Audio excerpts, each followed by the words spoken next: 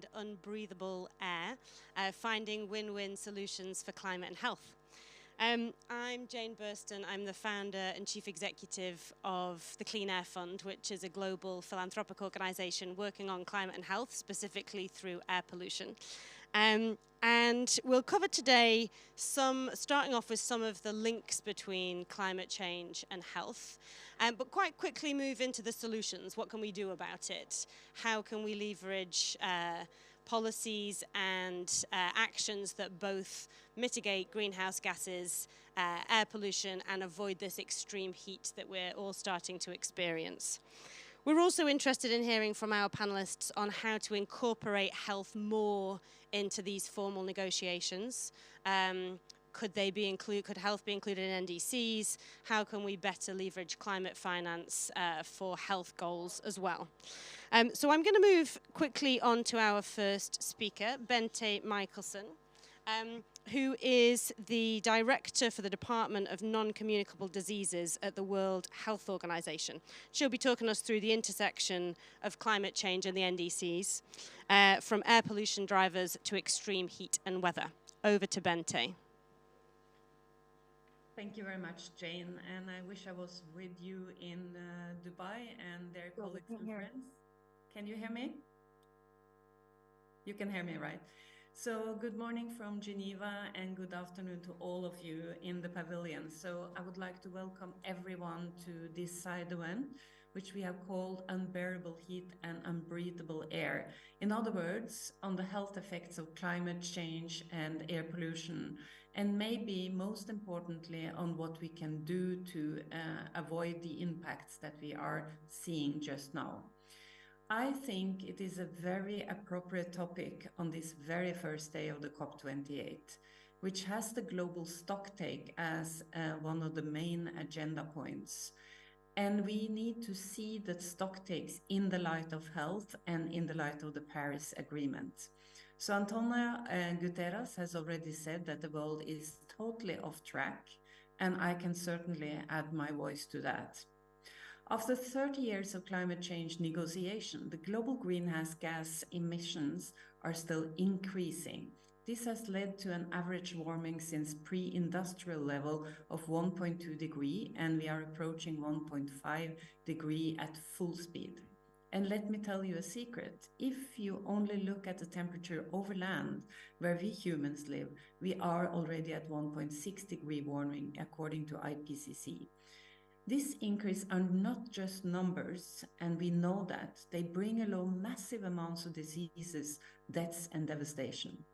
And we definitely need to talk about heat and climate change, since I'm very much regret to say that health has not been properly on the COP agenda during the UNFCCC process and those 30 years that have passed since the start in 1992. We chose to focus on extreme heat today, and that's where we see the truly direct health effects on climate change. So last summer, 60,000 people died in Europe because of extreme health.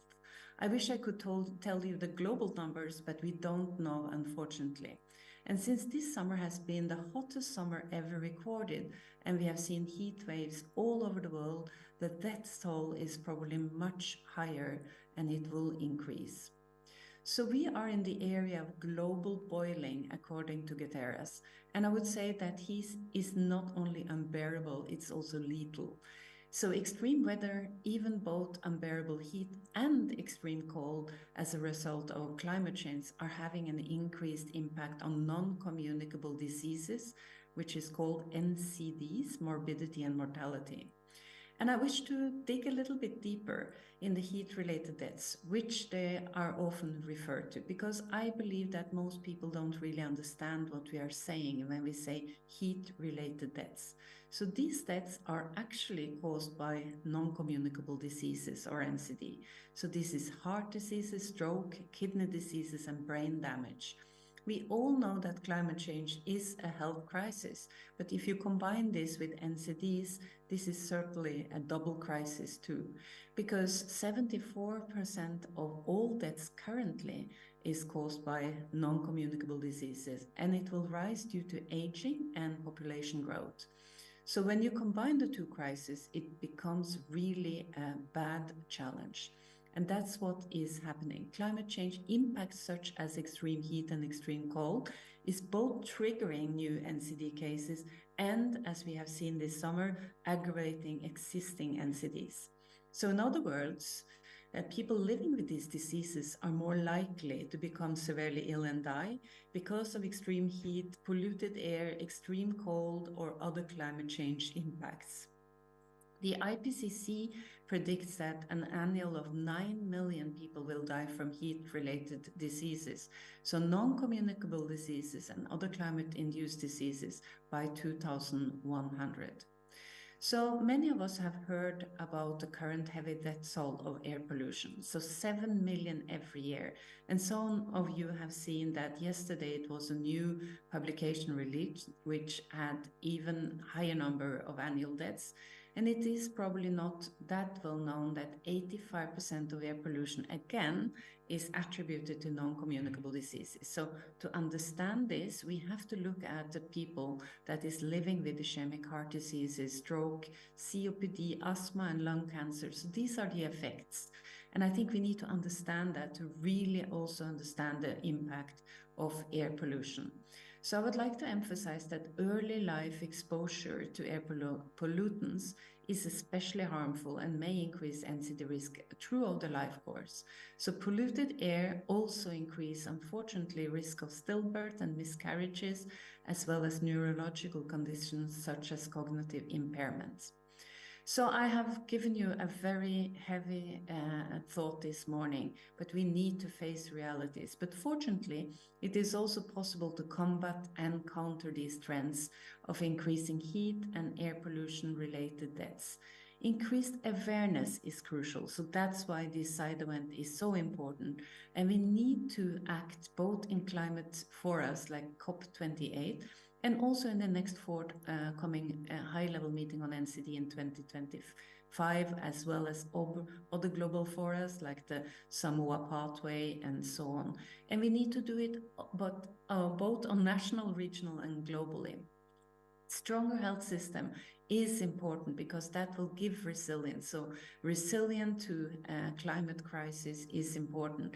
And they should also include NCD diagnosis, prevention, and treatment, since this is the most common diseases. So this is not a given today. So we need to focus and invest in better and stronger health systems. And of course, also early warning systems and heat action plans are also key to reduce the impact of people of both extreme climate change and weather events and episodes of extreme air pollution levels and extreme cold. I want to wrap up.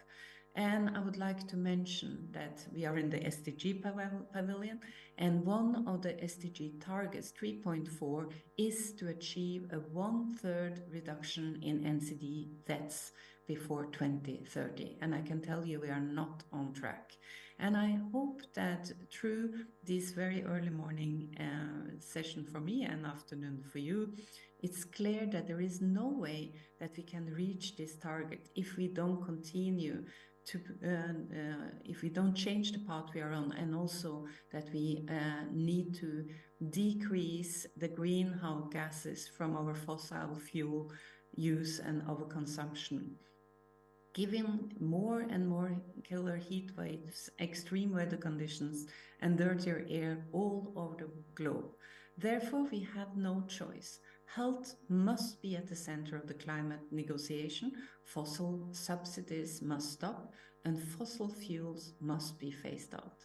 So thank you very much for giving me the floor this afternoon and morning. Thank you very much. Thank you very much, Bente, and also for your call to action to help us get to this third reduction in NCD deaths. So over now to Tony Capon, who's the director of the Monash Sustainable Development Institute, and also the co-chair of the Lancet series on heat and health. Please address us from the podium on your work. Thanks very much. It's a great pleasure to be with you here in the SDG Pavilion today, and terrific opening remarks there from Bente. And so I wanted to build on what Bente said and to note, as she did, that while we know quite a bit about air pollution and its health consequences, and we have pretty good numbers around air pollution, we don't yet really have them around heat. The Lancet Countdown, through its regular annual tracking process, is making clear that exposure to extreme heat is increasing around the world year on year with climate change. And of course, as Bente said, the links between NCDs and heat around cardiovascular disease, kidney disease, and importantly, mental health and the medications we take can interact as well.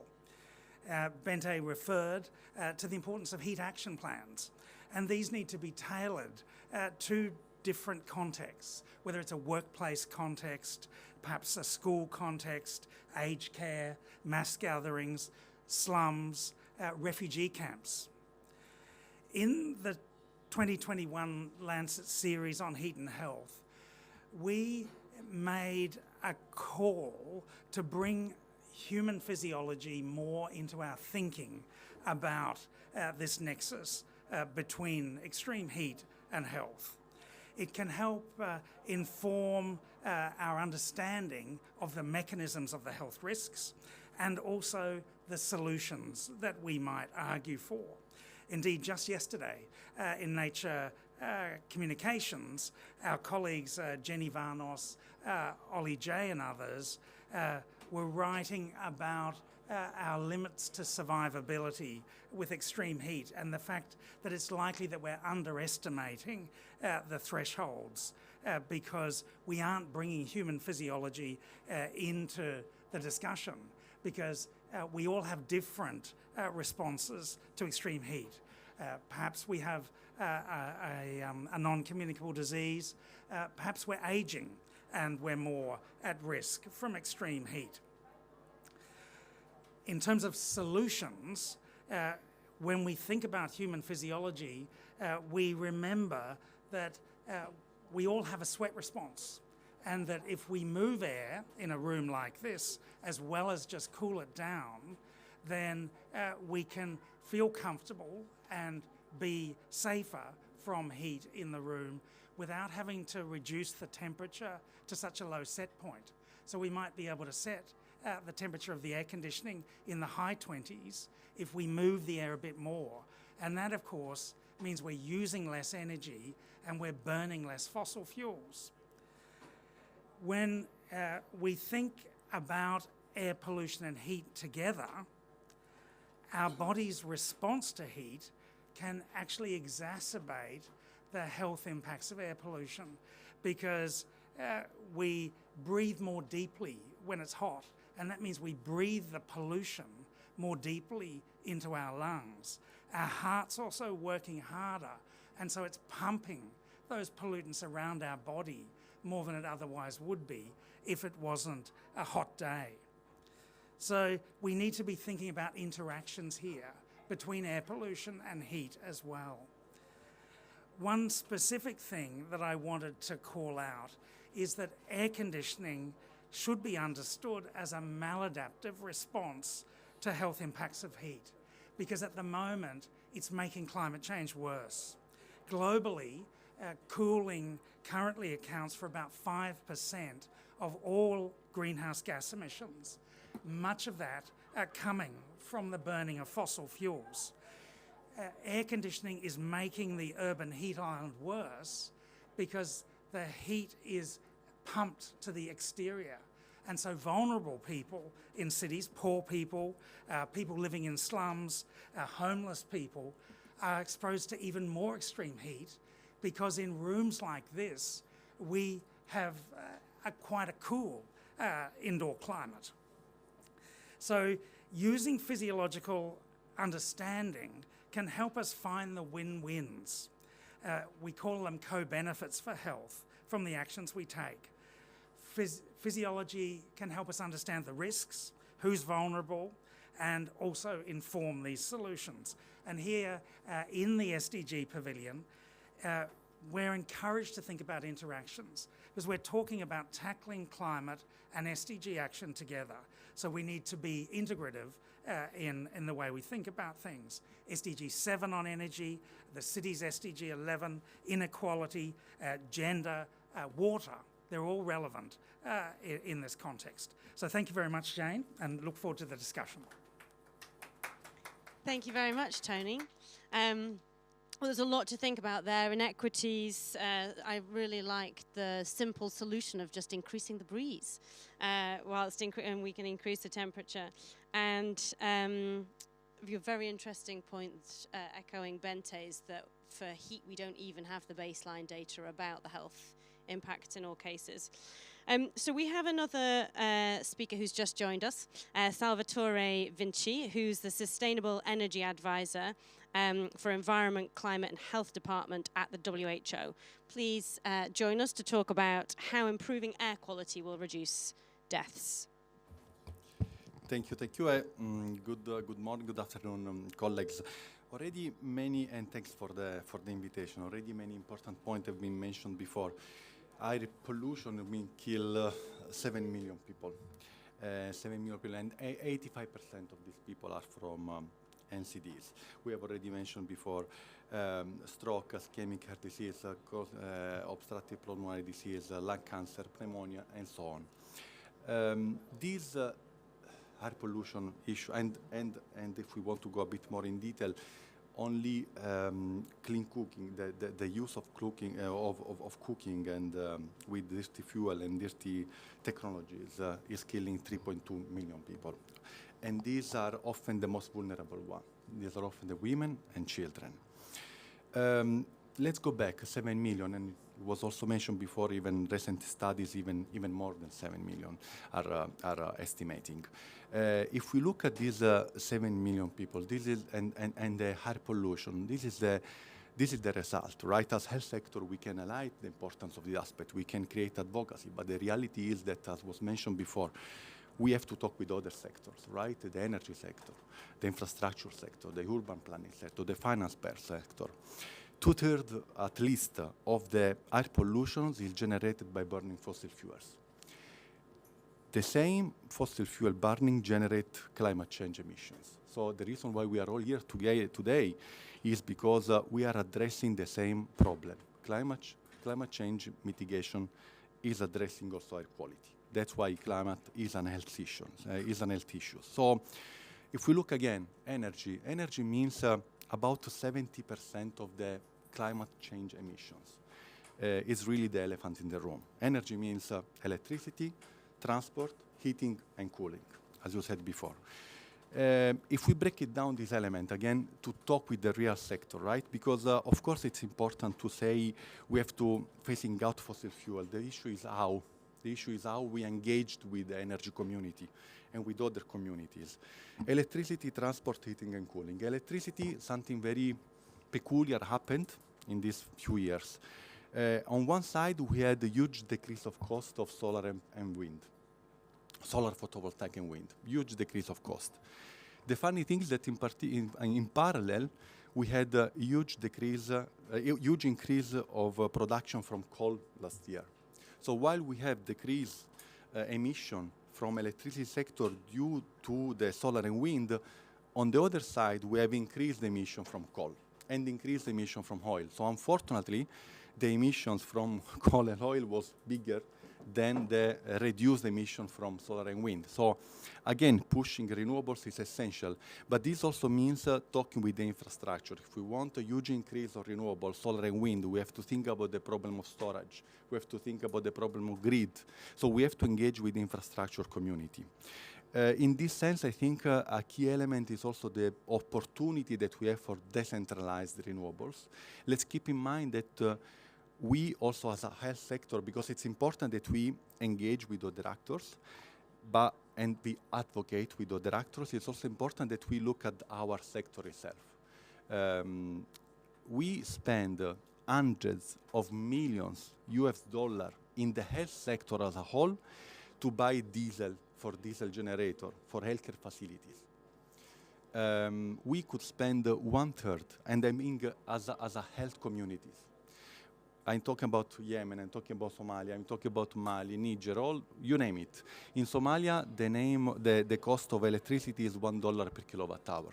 In Yemen, the cost of diesel is $1.14 per liter of diesel.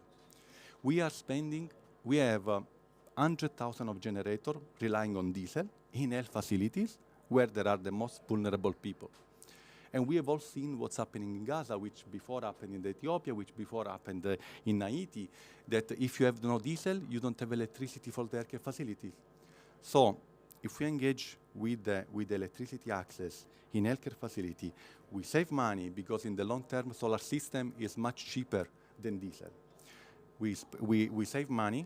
We make healthcare facility independent from the diesel supply. We reduce air pollution.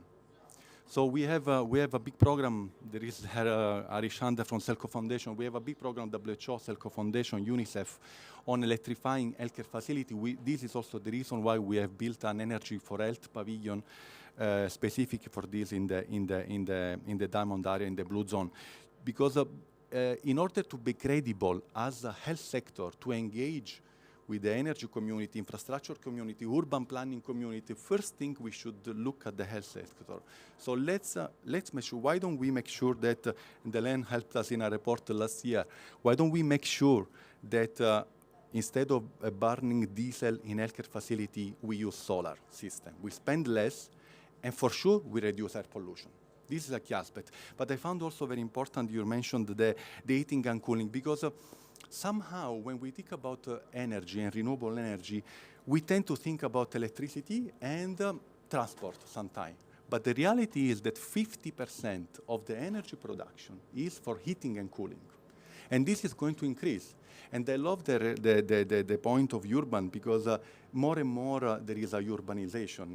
In 2050, 79% of people will be in cities, so it's extremely important. So from that perspective, when they think about heating, often, again, there is the opportunity, obviously, to electrify and to use renewables, but there are also direct use for heating. There is the solar system.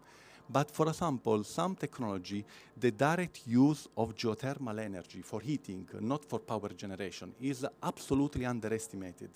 In China, the air quality of cities improved dramatically because they switched the heating system to district system based on low enthalpy geothermal energy. There is an amount. This is not in the headlines. When we talk about renewables, we often talk about the kilowatt hour, while the heating has a huge potential of decrease. So overall, I think we have huge opportunities.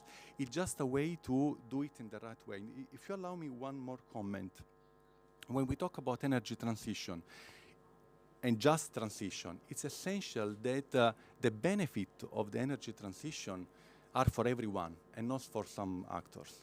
In this moment, there are more than 1 billion people without electricity access. At the same time, Africa is the place with 60% of the best solar resources, but has 1% of the solar installation. So when we talk about electricity and energy transition, first let's think about the most vulnerable population. And when we talk about solar, because sometimes I hear mythological project of putting solar system in Africa to export electricity to Europe. Let's first think about the people that are still lacking electricity. Let's make the best use. And another point, and this is really, because the narrative is also important, when we talk about phasing out fossil fuel subsidies, at the same time, which is okay, but at the same time, when we say phasing out of fossil fuel subsidies, at the same time, we have to say, and use those subsidies for renewable energy to help these people, because sometimes fossil fuel subsidies are used to support the electricity used by the farmer for the pumping. So if we say just tranchant fossil fuels, phasing out of fossil fuel, we have to think who is using that and transform those subsidies for renewable energy. So as you said before, energy is an enabler, and we have to make sure that we engage with the other sector when talking about air pollution, infrastructure, energy, finance, urban planning. It's all interconnected. And I really look forward to the next part of the discussion. Thank you. Thank you very much. It's great to see that the leadership the World Health Organization has taken on calling for the phase out of fossil fuels, and amazing to hear the whole first half of your talk about the energy system. Before we move on to the health implications, that is huge that the World Health Organization is doing so much. So moving on now to Jostein Nygaard, who's the Senior Environmental Specialist at the World Bank Group, who's going to talk about some new initiatives in South Asia to reduce air pollution and greenhouse gas emissions in parallel. Do we have Jostein? Yeah, I hope so. We do. So, okay. We can see your slides. Excellent. Very good. Okay, yeah, thank you for the introduction and also for inviting us to participate in the event here. So I'm located in Delhi, where I'm working on the air quality management program we are developing both here in India and in the neighboring countries with Pakistan, Bangladesh, Nepal, and also Bhutan. So we are now embarking on probably the largest scale air quality management undertaking we ever have been engaged in due to the serious air quality or air pollution situation here in South Asia. So we have started on a 6-7 years extensive program where we engaged throughout the Indo-Gangetic Plain area. So we started out by talking and discussing quite extensively with each of the countries here, not at least the Department of Environment, Ministries of Environment, to some extent health and other sector departments, in establishing a vision, basically, for how far we think we could go over the next 6-7 years in improving the air quality throughout the Indo-Gangetic Plain area, which is basically the area here you can see with the high PM 2.5 concentrations, annual values here.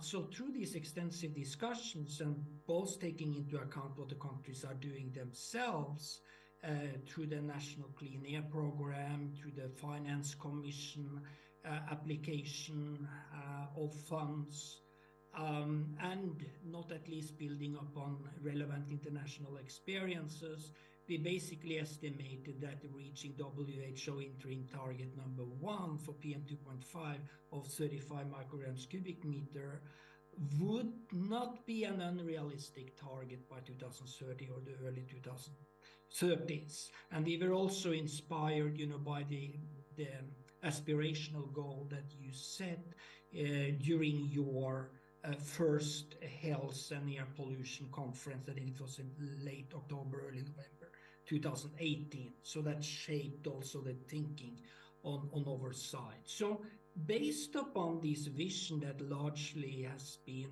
agreed upon, we also have estimated then what would be the climate co-benefit if we are able to achieve this vision.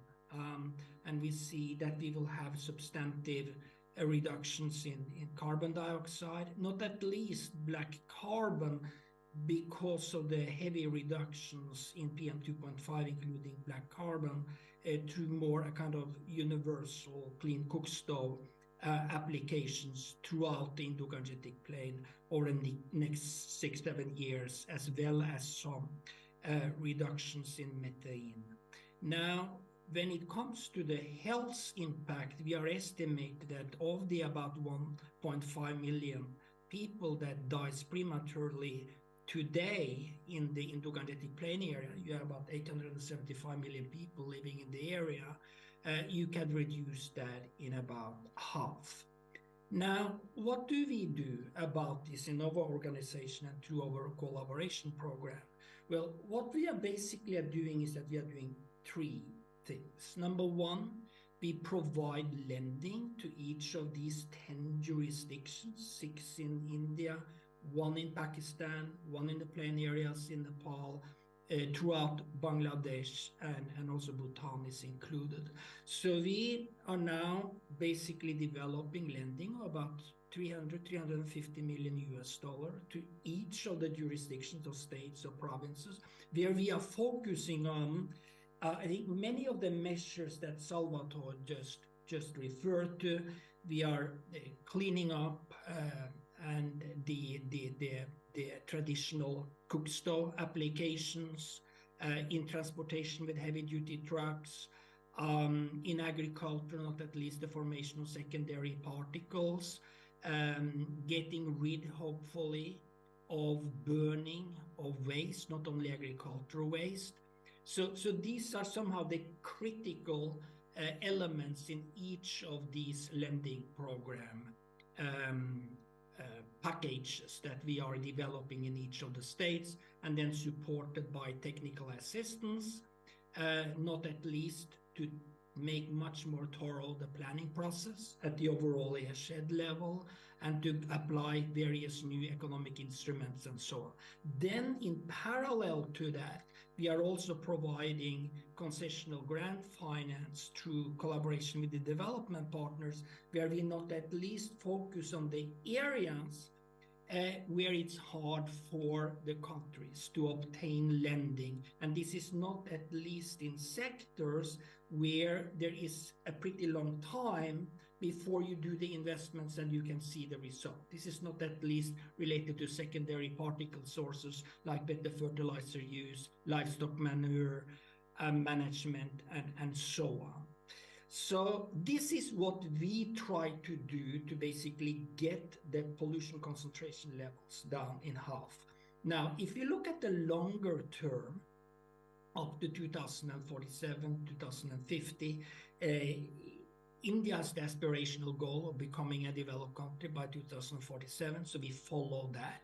And when we then look at how we could possibly combine the low carbon scenarios with a cleaner air scenarios, we can basically see that we should be able to further reduce substantively the air pollution concentration levels over the next about 20-25 years.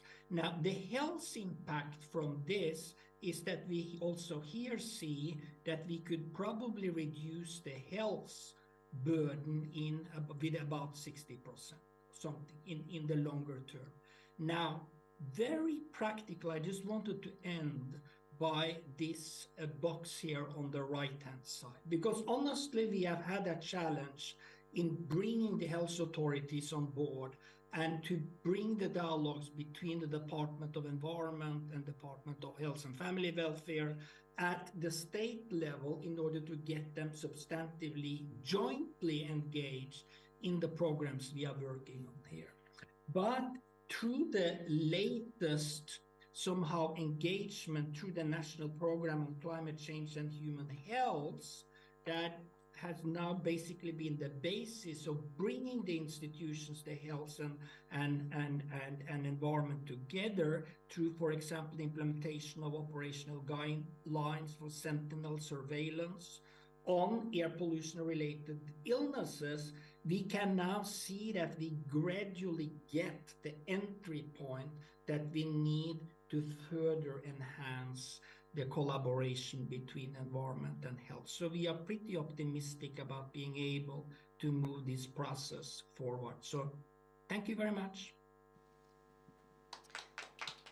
Thank you very much, Jostein. And will you be staying with us for the Q&A at the end, or do you need to go? No, I can stay on. Okay, perfect. So moving on then to our final speaker, Arunabha Ghosh, who's the founder and chief executive of the Council on Energy, Environment and Water in India.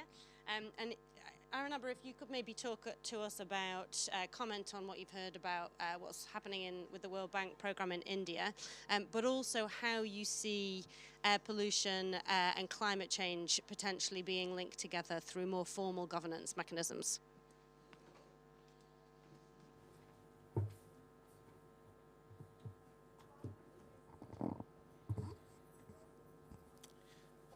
Thank you, Jane, and good afternoon, and good day to wherever you're listening to this program from. I represent the Council on Energy, Environment and Water. It is an independent policy research institution based in India, where we work across many states, but also we work with many other emerging markets across the world. One of our pillars of work is what we call quality of life.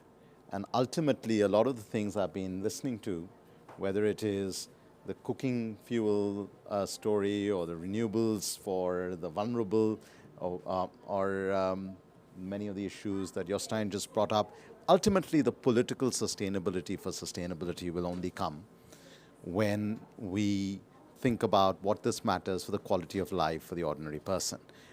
The food we eat, the water we drink, the air we breathe, how we cool ourselves, and maybe in the context of the COP, also how we move from place to place in a sustainable way.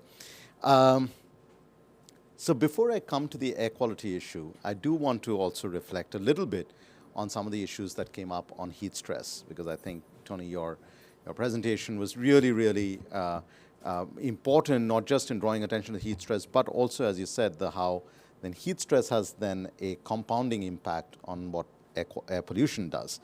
As we map out the climate risks unfolding in India, we see that 75% of our districts are already hotspots for extreme climate events.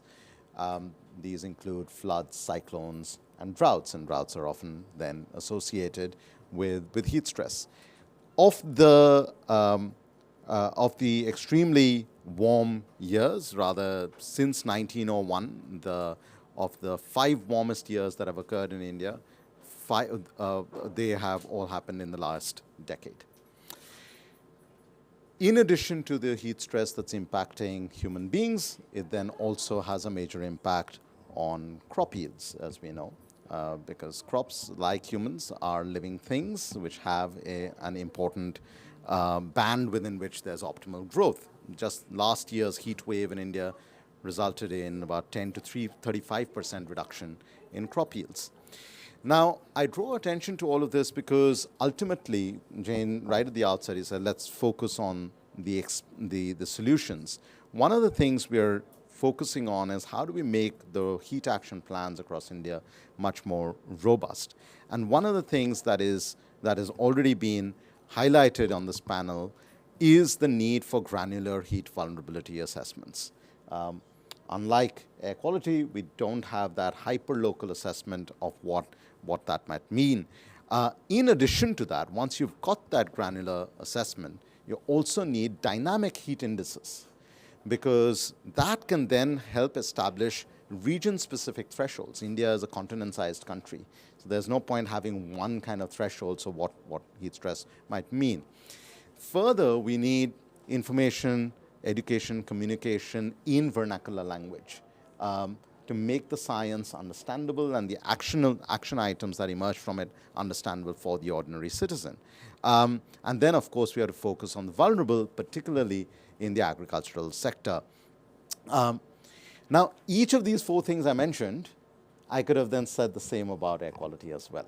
And going back to Jostein's presentation, getting the science right in terms of hyperlocal assessments, having dynamic indices, making sure you have a regional approach, an airshed approach, the Indo-Gangetic plain that Jostein pointed out, making sure that the science is salient enough in a manner that both policymakers and administrators and citizens can act upon, and to make sure that the filter of this, is this addressing the most vulnerable, important or not. However, even if we did all of this, there is still something missing, which is that we've not yet managed to bring all of these different strands together, notwithstanding the leadership that WHO is now demonstrating, not just on the health side, but on the energy side, Salvatore. But we've, in our policy frameworks, in our sectoral action plans, and certainly not in international conversations, have we managed to bring all these strands together. So one of the things that the Clean Air Fund, represented here by Jane, and CEW, my organization, we've done is co-convened a commission called Our Common Air. And the whole idea is that we understand that this is not just an issue that is city-specific or region-specific or country-specific. It is a challenge, just like climate, that is impacting us across the world in lesser or greater extent through different sectors, and the responses also have to require some kind of a collective action approach. The commission is chaired by former Prime Minister of New Zealand, Helen Clark, and former Chief Scientist of the WHO, Soumya Swaminathan. But beyond that, what is it that we are trying to explore here?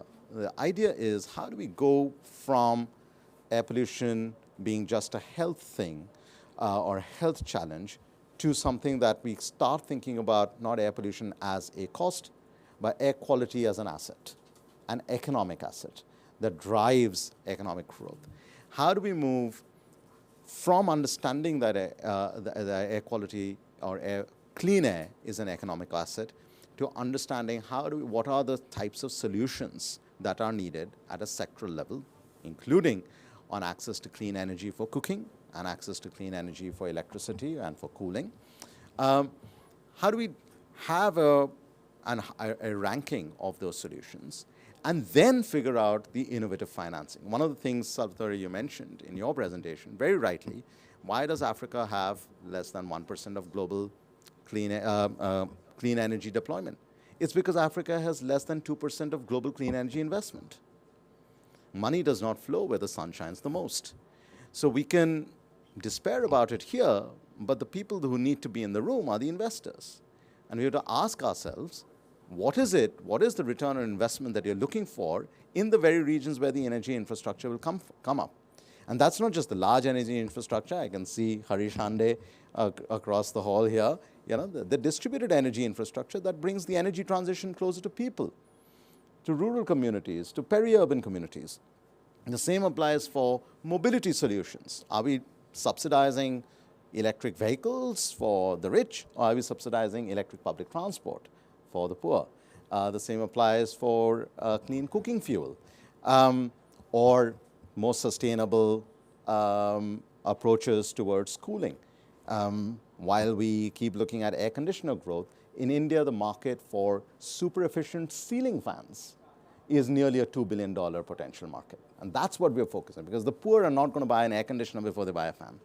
Anyway, the point I'm trying to make here is that we've got to start thinking about the linkages between health, the economy, climate, air, and the broader SDGs as part of that new economic paradigm, and then look at the hierarchy of solutions, and then look at the innovative financing, the blended finance, the risk sharing, the burden carrying that has to be done not by the vulnerable but by the others, and then have a clear tracking and measuring process that is that holds us all to account, and yet, rather than finger pointing, creates the opportunity for genuine collective action.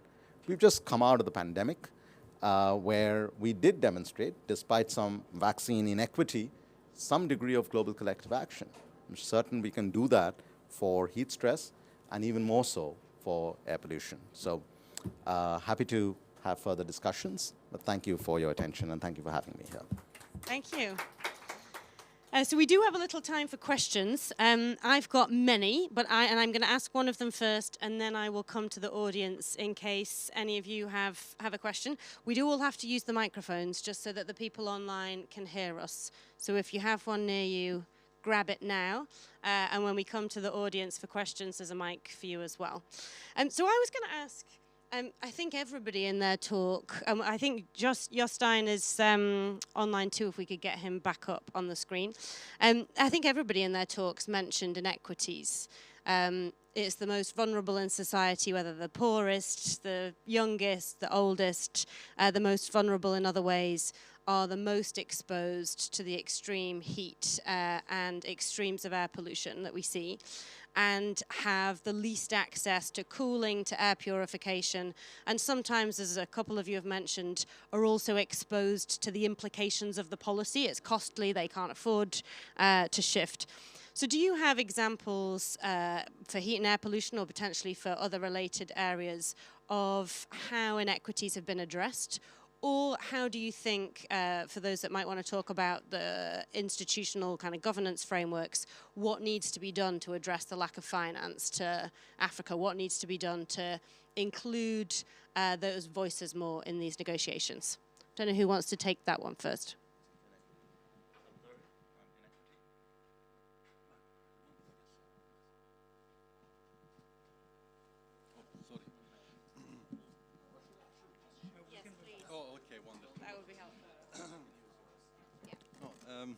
Well, just to working, it works, yeah. Just to, I love numbers, right? Just put things in perspective, numbers. In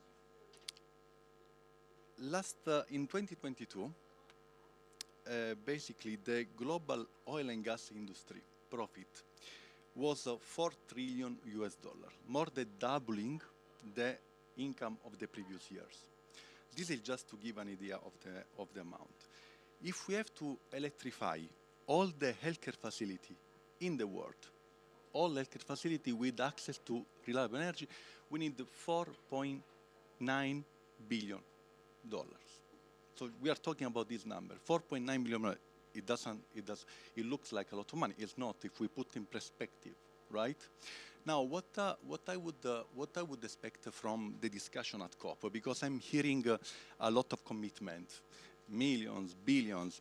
Often these are mythological billions, right? Because often we hear a commitment from here and there, and then when you go into the detail, it's not really grants where they are most needed. It's not really help for the most vulnerable. This is why still we have so many people without access to electricity and so many healthcare facilities without access to any electricity. More than 450 million people are served by healthcare facilities with no electricity at all. Other 450 million are served by facilities with unreliable electricity. 1 billion people are served by healthcare facilities without water. So once I hear this discussion on huge billions and commitment, I say, okay, we are not able to find 4.9 billion to electrify healthcare facility and saving life while we give reliable electricity. So I think as an international community, we really have to push beyond the press release, beyond this commitment, see why it's not happening. Why, if there is all this mobilization of financing, is because maybe it's a different, it's too complicated to access to finance. Often these are concessional loans that are too complicated to arrive to where it's needed more, right? Maybe when we talk about concessional finance for renewables, it's for big park in Europe or in the US, but they don't arrive when it's needed. So how can we refinance the financial infrastructure to make sure that this funding is really where it's needed? Only less than 1% of the climate finance, I guess it's 0.5% of climate finance, is for health projects. Why? Because maybe some institution is too difficult, the process complicated, it doesn't go in. When maybe we need grant instead of concessional loans.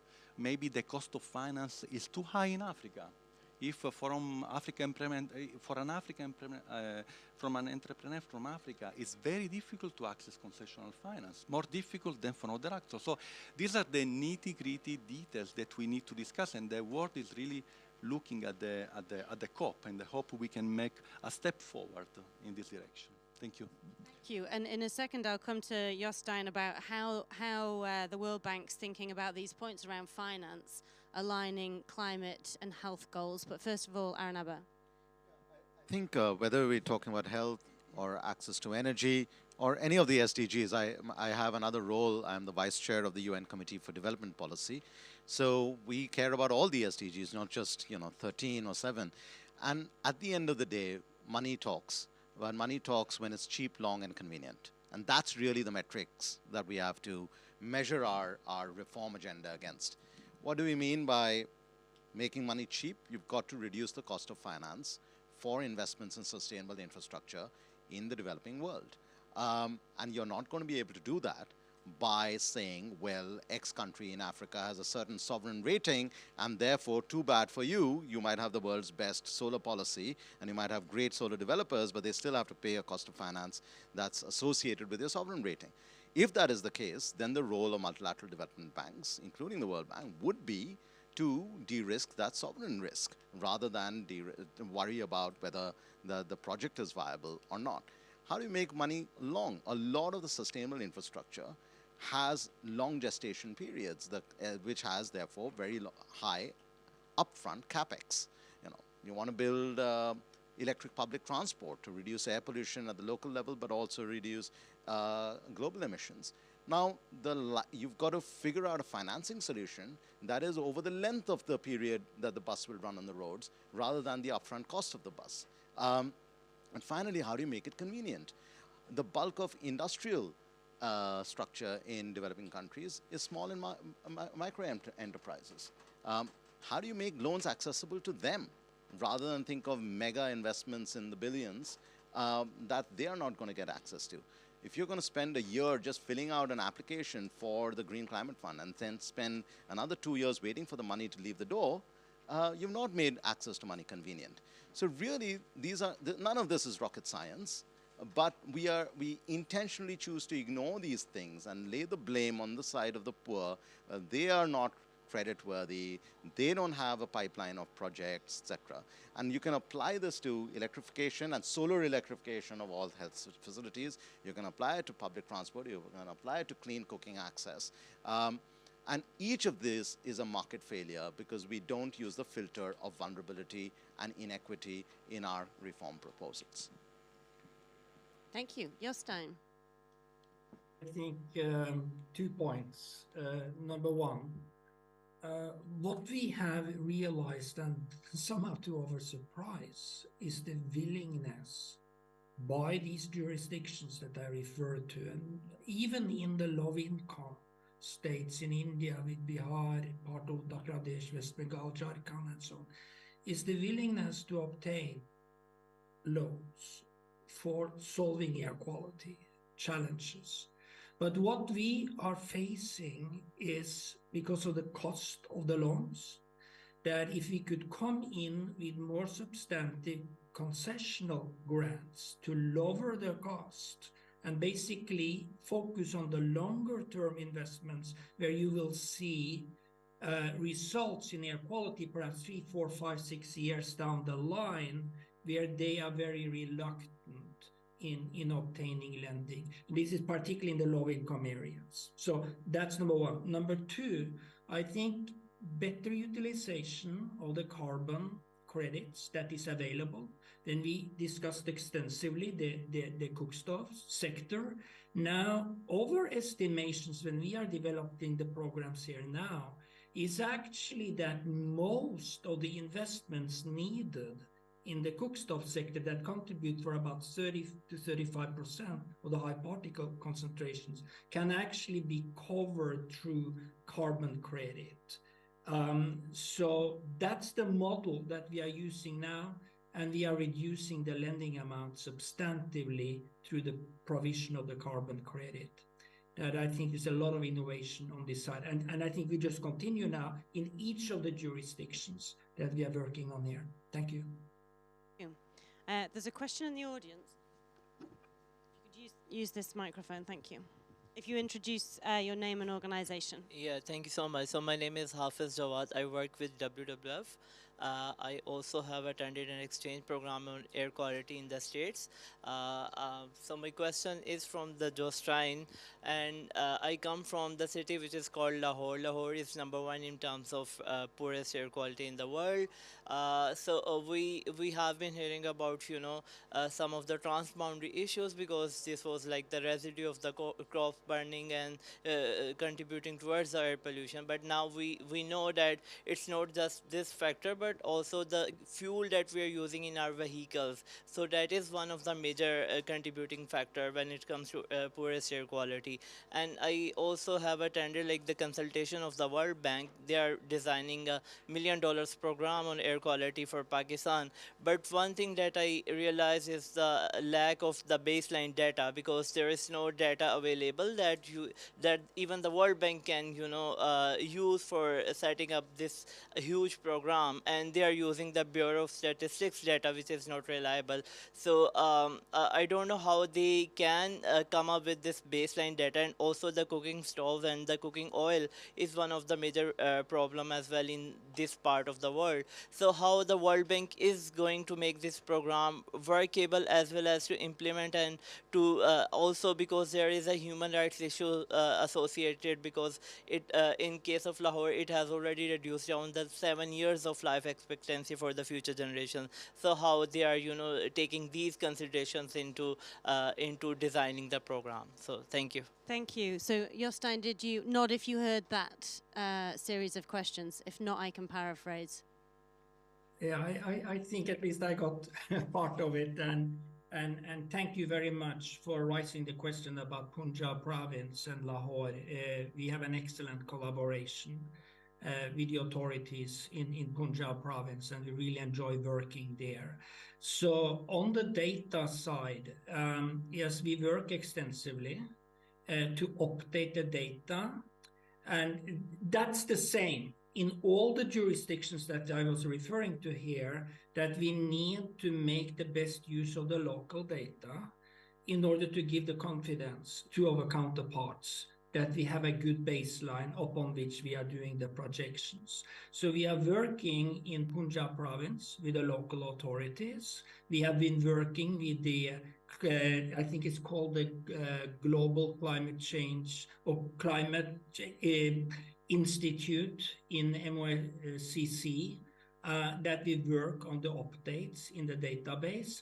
But I have to say that to all the work that we have been doing in the various jurisdictions around the world, that yes, the data is important to draw the baseline, but in many ways, even we do extensive updates with local data, we more or less come to the same prioritization of the sectors that we are focusing on in the lending program. So yes, we continue, but I think we can still have quite some confidence in the data sets that we are employing. We are going through extensive processes in each of the jurisdictions.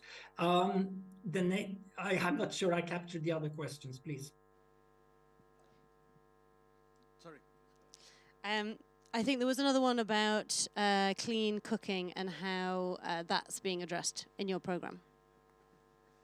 Yeah, so we are basically trying to address a complete transition of clean cooking in every jurisdiction we are working on, including the Punjab province.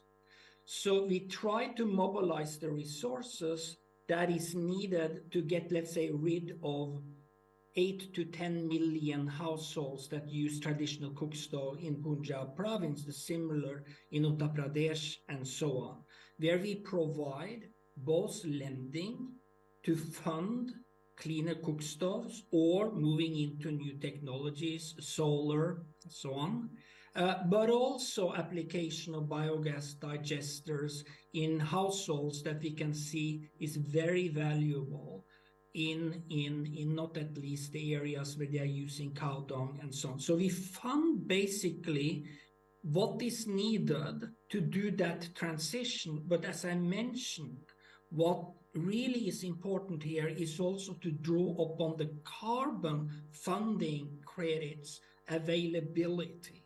And then we meet with the finance department recently in Punjab province, as well as the MOCC at the national level in Pakistan. They wanted us to further explore the carbon fund possibility in the cook stove sector. Thank you so much. So I have one final question, and then I will hand over to Elaine Fletcher, the editor of Health Policy Watch, to sum us up. And this is a quick fire round, so don't feel compelled to explain your answer at length. But Jostein in his remarks earlier mentioned that a lot of this work was kicked off because of the 2018 World Health Organization Air Quality Summit. And we know that we'll have another one of those in 2024, hosted in Ghana. It's a unique time to convene, hopefully, a lot of health and environment ministers together. And so my question to all of you, if you could answer as briefly as you can, is if there's one achievement that we could get from this Global Air Quality Summit, what would you like it to be? You want me to start? Oh, God.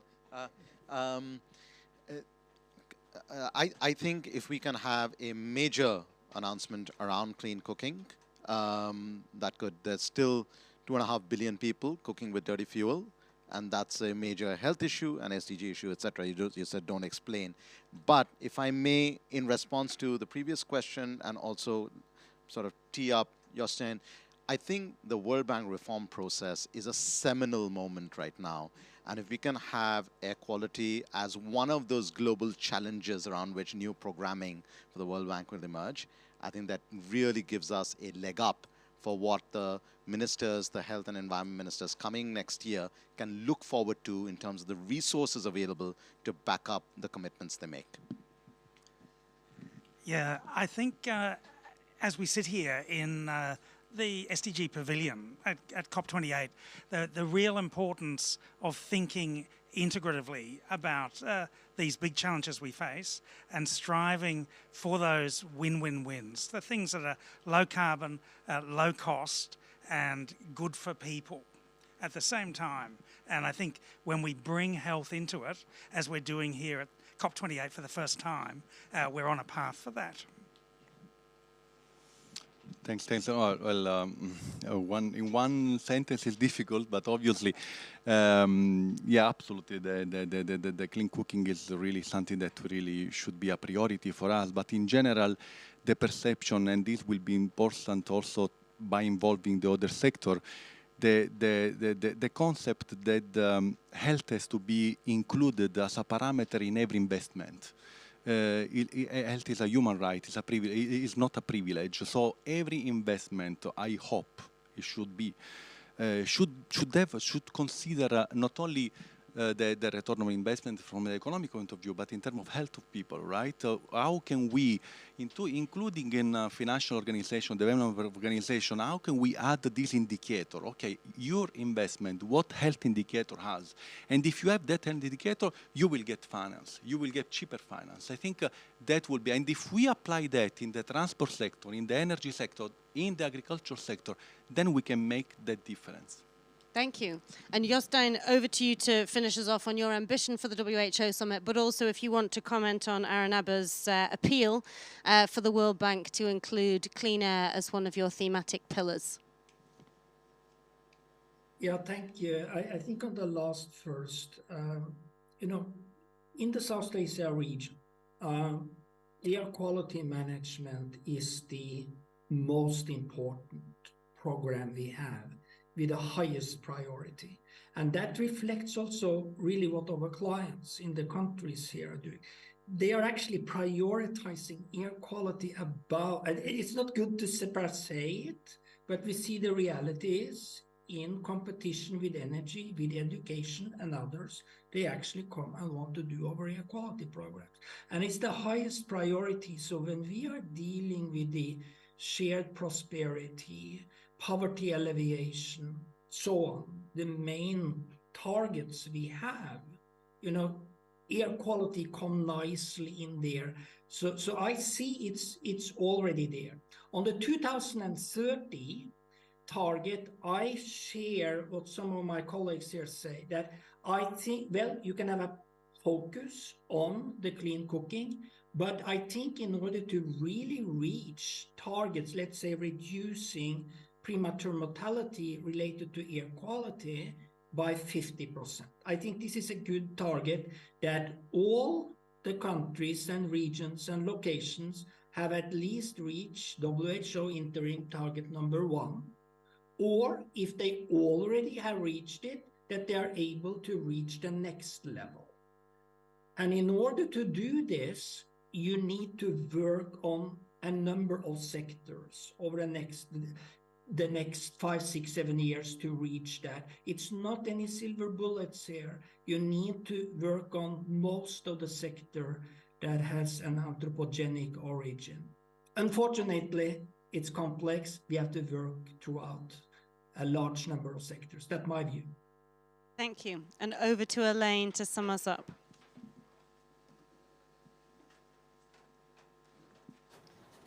Hi. So I've been looking at the circle of the SDGs on the front of this podium as you all spoke, and it just really came home to me how much this conversation is so appropriate for the SDG Pavilion, because I think we've talked about 4 or 5, maybe 6 or 7 of the SDGs all at once, starting with the health, which is a unique and new starting entry point, I think, for the climate discussion, beginning with the basic physiology of heat response, and building from that, taking that evidence to questions like, is air conditioning a maladaptation? I can recall a very prominent London School scientist saying in our first housing and health, I was before with WHO conversation about housing health, well, you don't have any alternatives to air conditioning. Well, you do have alternatives. You have the better thermal envelope. You have traditional cooling techniques, which are used in the Middle East, airflow through the top of the house, thicker walls, shading, landscaping, orientation of the buildings, all sorts of things that you can do before you have to cool the building down or heat it up. So looking at that from the bottom up, from the health point of view, is really, we've really moved forward, I think, in the health sector in terms of addressing these questions. The question now is how to get this knowledge, which is being put together here, into the real action at COP. And I think, Arumba, you talked about the finance, and also Jostein gave a real live example of what the bank is doing, but you're talking about how much more needs to be done, especially in Africa, where I think we've all been hearing the leaks in the news that there are all these plans afoot, and if you look at the DRC, it looks like a roadmap, an interchange map with all the oil and gas projects. And DRC is the second largest tropical forest outside of the Amazon, and yet it's going to be crisscrossed. There's risks of release of methane, all sorts of awful stuff that can happen as a result of poor planning of oil and gas projects in DRC and Africa. So I think what you were saying about finance is so critical. And looking at new ways to create financial mechanisms outside of the banks can lead the way, but we're going to have much more of that. And I always keep raising the question, I don't think we're talking enough about the subsidies. That we saw the IMF report recently that said that there's now 7 trillion of subsidies to the oil and gas industry in 2022 as compared to 5 trillion in 2020, so it's gone up.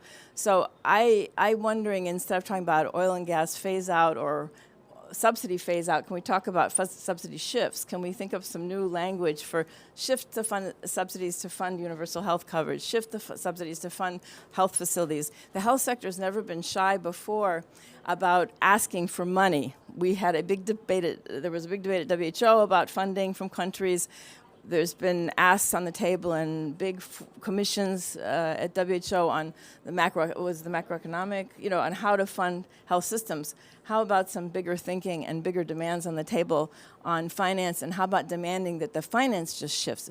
If the money, as you said, remember, follow the money. If the money goes to renewables, then if it's shifted, then we will have money for all the things that we're looking at this COP. So that's my final pitch to everybody here. I hope I haven't forgotten anything. And the health sector is leading the way. I will put in a plug. I think you've got at CELCO, and you at WHO are launching a demo health facility, on Saturday afternoon, is it? So I just thought I'd put in a pitch for that, because that sounds like a really exciting model. And I hope you've got some ventilation ideas there too, as well as, or insulation, other things, not just the energy side, because as okay, but let's be thinking. I'm dreaming. So thank you very much, and thank you, and thanks all for coming.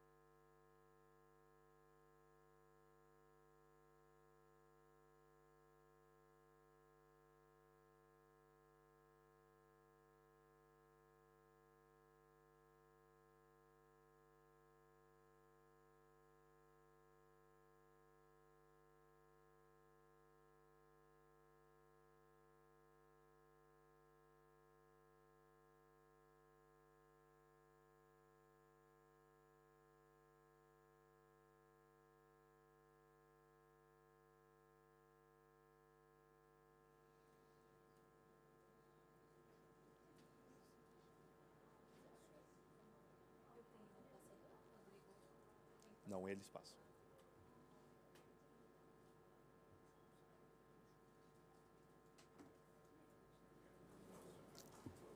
Good day, good afternoon, or evening for everybody watching not only here in this session, but also back home. My name is Rodrigo Corradi. I'm representing ICLEI in South America, and I'm going to be the moderator of this specific section that we are starting today. The session called Sustainable Schools Meals in World Metropolis, Pathways for Generating Impact and Promoting Urban Agriculture is an organization of the São Paulo City Hall and ICLEI Local Government for Sustainability. Our session, we're going to take advantage of the experience that we could bring in South America to identify the way in which we can create pathways to promote a political and civic engagement towards food engagement in our cities. We're going to have here the cities of Rosario municipality that virtually we're gonna be with us. We're gonna have Cristian Zamora, the mayor of Cuenca, Ecuador. We're going to have Marcela Arruda, a Municipal Secretary of Management of the City of São Paulo, and Rodrigo Ravena, Municipal Secretary for Greenery and Environment of the City of São Paulo. We're going to conduct our session in Portuguese and Spanish, and they're going to take advantage of this moment to continue on. Entonces, señor alcalde, para mí un gusto podermos tratarnos de este tema de una manera, no solamente tenemos como referencia ciudades, una agenda promovida por la ciudad de São Paulo, pero con el objetivo de escuchar y pensarmos en los puntos que suman las experiencias sudamericanas. Y con esta lógica que me gustaría muchísimo que pudiésemos empezar con las experiencias de Cuenca y de la manera como en las ciudades de Ecuador podemos hacer una acción de promoción de una agenda circular a través de la acción de las comidas en las escuelas públicas.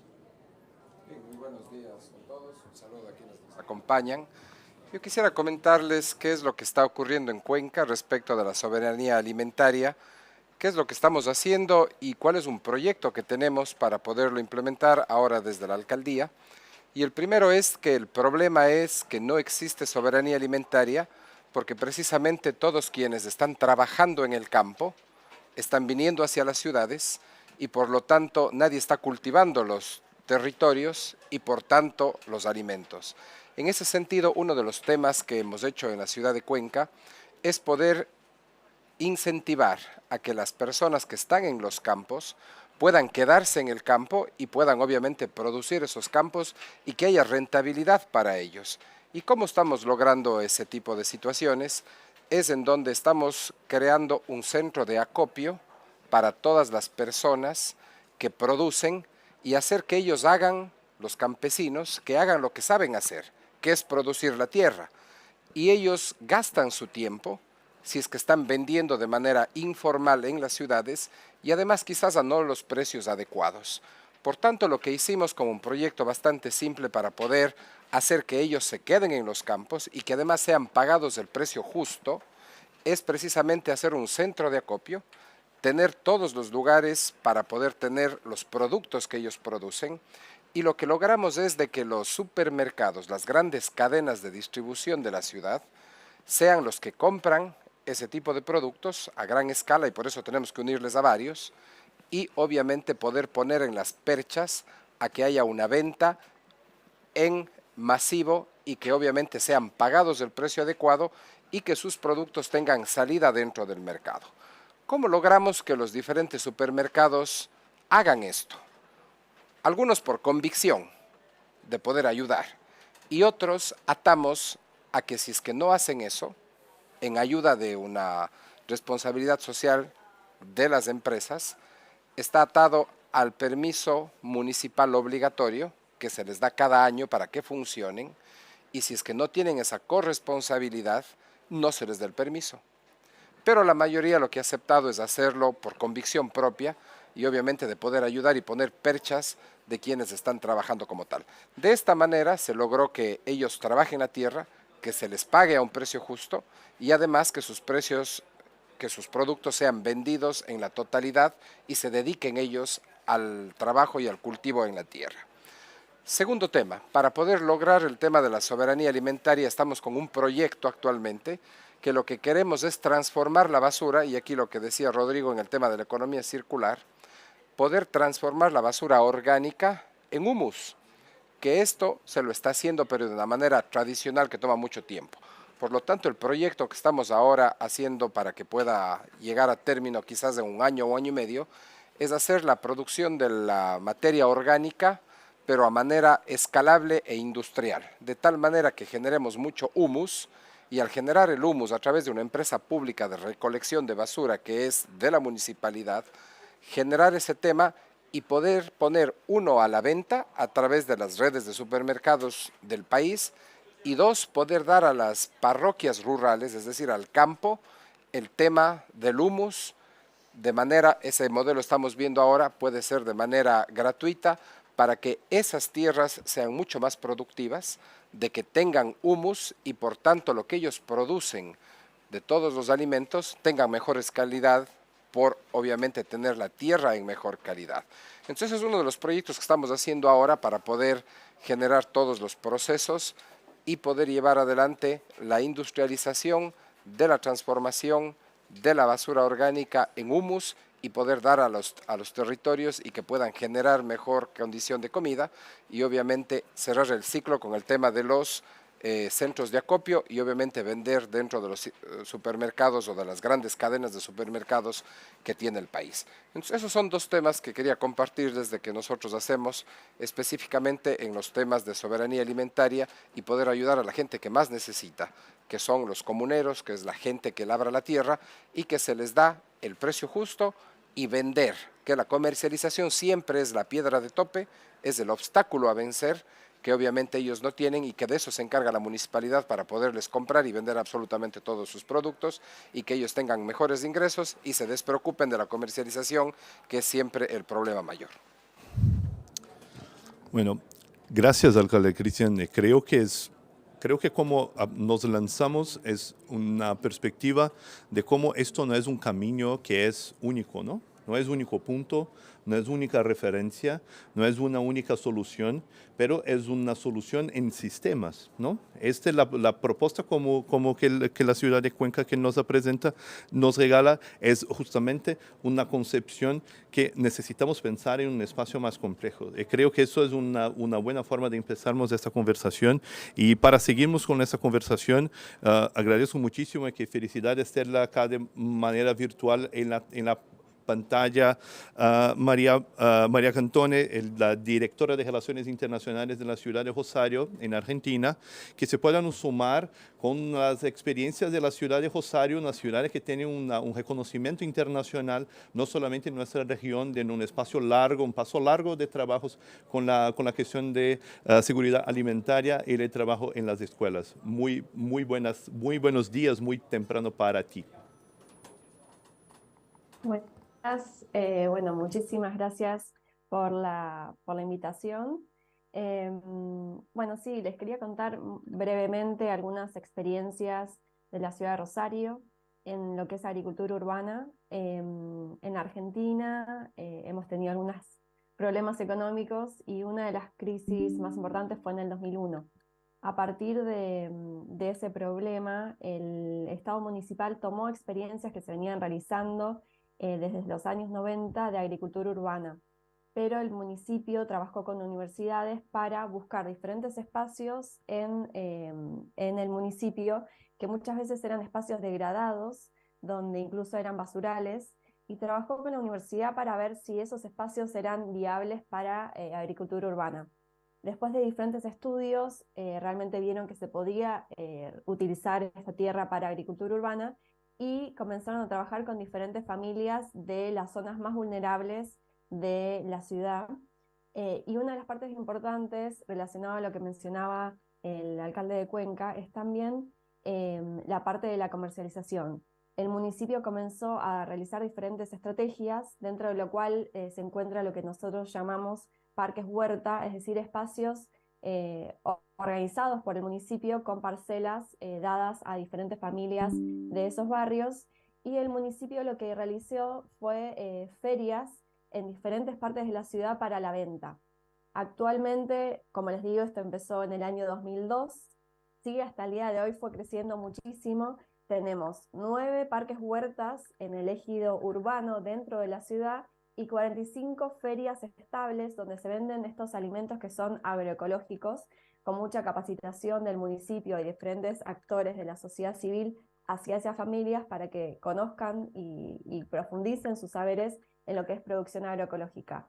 Por supuesto, hay un gran apoyo en lo que es la comercialización. Las familias pueden, por supuesto, si quieren primero consumir ellos esos alimentos, luego también pueden participar de estas ferias para la venta para toda la ciudadanía. Este proyecto de agricultura urbana en el año 2016 se fortaleció, se consolidó con otro programa que es el de Cinturón Verde, protegiendo todo lo que es el cinturón verde de la ciudad, que justamente es uno de los riesgos que tiene la ciudad en términos de inundaciones, que algunas veces se usaba ya para agricultura periurbana, se hizo a través de ordenanzas, de leyes locales, la protección de ese espacio para la producción de frutas y verduras. Actualmente, y desde el año 2016, se acompaña desde diferentes áreas del municipio a diferentes productores en sus tierras privadas para la transición agroecológica, y actualmente tenemos 33 productores privados que ya están en transición agroecológica con 286 hectáreas. Por lo cual, sumando tanto la agricultura urbana y periurbana, hoy tenemos unas 6.300 toneladas de agricultura urbana, de alimentos realizados aquí en la ciudad por año, por lo cual, bueno, les quería comentar brevemente un poco de esta experiencia y después seguimos al habla.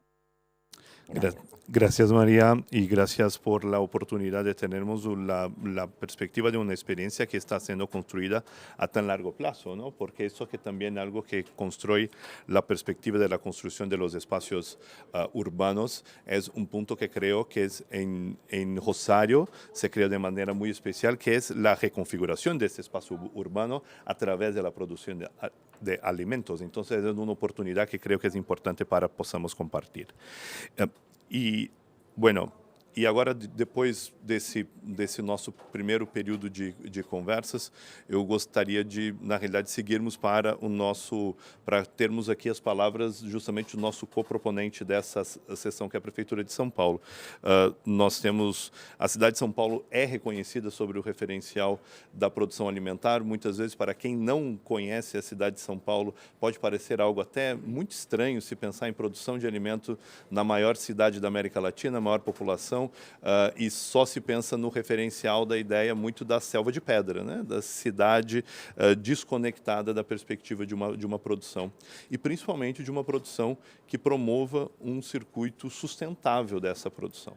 Acho que com esse objetivo de poder escutar um pouco da Prefeitura de São Paulo, é que eu gostaria de começar com a secretária Marcela Ruda, com a fala da Prefeitura de São Paulo. Secretária. Rodrigo, é um grande prazer estar aqui hoje com vocês e participar desse evento tão importante na COP28. E trago um abraço do prefeito Ricardo Nunes a todos aqueles que participam aqui direto ou indiretamente. E é um prazer estar ao lado do nosso prefeito, Christian, e também do secretário Ravena. Bom, a cidade de São Paulo tem um dos programas de educação que é relacionado à alimentação sustentável nas escolas, que é o Escola Sustentável, o cardápio Escola Sustentável. Vai passar uma apresentação aqui, 2 telas apenas para referenciar essa fala. É um programa de fato reconhecido, criado na cidade de São Paulo e que pode ser copiado para qualquer outra cidade, qualquer município. É um pouco diferente do que acontece aqui no exemplo que o prefeito Christian apresentou. O foco do programa Cardápio Sustentável é a alimentação mais saudável para todos os alunos. E nós estamos falando, então, de 2 milhões e 300 refeições todos os dias que nós damos para os alunos da rede municipal do Estado de São Paulo. Então, nós temos o Estado e temos a divisão escolar entre estadual e municipal, e aqui eu estou falando de somente alunos da rede municipal. Nós temos mais de 1 milhão de estudantes, prefeito. Então, as refeições diárias durante o período escolar soma-se aí mais de 2 milhões de refeições. E o Brasil já tem um programa nacional, aqui tem uma citação, o Programa Nacional de Alimentação, que já passa diretrizes das alimentações que devemos dar no dia a dia para os nossos alunos. Mas é pensando no valor nutricional e na importância do conhecimento da criança e o aluno de forma geral ter de como tratar o alimento para reduzir o efeito estufa e aí sim contribuir com as mudanças climáticas, aqui São Paulo pensa nesse programa da alimentação sustentável. Ele atinge a sustentabilidade de várias formas, a sustentabilidade social, o desenvolvimento social, porque alcança a compreensão do aluno sobre o valor nutricional. Então, nós estamos falando de alimentos orgânicos, e aí a importância do pequeno produtor. E aí o secretário Ravena vai falar um pouco depois dessa dimensão da agricultura familiar também no estado de São Paulo, que nem sempre é lembrado. E ao comprar o alimento orgânico ou reduzir o máximo de alimentos em processamento, alimentos processados, né, que a gente conhece, estamos também contribuindo para uma redução do efeito estufa e aí atingindo o nosso objetivo social. Esse programa é pensado ainda como as metas do nosso Panclima. Então, na próxima tela, a gente coloca a visão do cardápio escolar sustentável também dentro de uma concepção do que a gente chama de segurança alimentar. Então, nós temos uma cadeia de segurança alimentar. Então, no dia a dia, estamos falando de mais de 2 milhões de alimentos distribuídos aí para alimentar as crianças, mas a percepção de São Paulo sobre essa dimensão da sustentabilidade alimentar, ela vai um pouco além. Então, por isso que aqui a gente traz também o exemplo da distribuição de pelo menos 400 mil cestas básicas para as famílias de estudantes que estão cadastradas num cadastro social que nós temos no Brasil, mas aqui falo do município de São Paulo, que é o nosso CadÚnico. Mas essas cestas básicas, elas vêm substituir aquele alimento que é dado diariamente durante as aulas, mas na época de férias. Então, quando o aluno sai em férias, ele também recebe, os seus familiares recebem uma cesta básica para suprir aí esse vazio, muitas vezes, das famílias de baixa renda na alimentação. E com isso, a gente fala de uma cadeia, de uma oferta que prioriza o alimento in natura, o alimento orgânico, que alcança a educação alimentar, mas um pouco mais. Na próxima tela, a gente vai falar das hortas orgânicas, e aí o secretário Ravena já vai falar um pouco mais sobre essa importância da agricultura, mas nós estamos falando aqui de pelo menos 1.700 escolas no município de São Paulo, que tem um incentivo aí das hortas orgânicas. O que estou falando, né? As mudanças climáticas e todos os efeitos que temos para o mundo, ela deve ser compreendida com um grande ciclo. É um ciclo que vem de um trabalho de muitas pessoas, mas que a geração futura precisa compreender já no início, e isso faz parte de uma responsabilidade social, de uma educação alimentar. Quando a gente implanta as hortas já na escola, nós estamos falando da importância do tratamento da terra, da importância do consumo do alimento in natura. Então, esse programa é um programa, de fato, premiado internacionalmente, com o reconhecimento da cidade de São Paulo, aí no seu cardápio sustentável e a sua contribuição nas mudanças climáticas, na diminuição dos efeitos que temos vivido, mas, sobretudo, na segurança alimentar para as crianças de São Paulo como um todo, mas em especial aquelas também que são de famílias em vulnerabilidade social.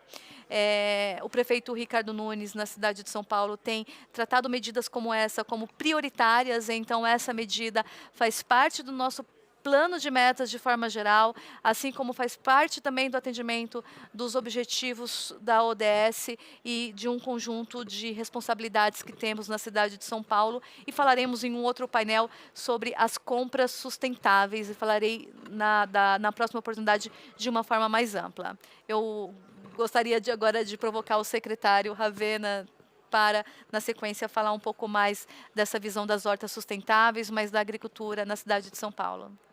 Por favor, secretário Ravena, obrigado.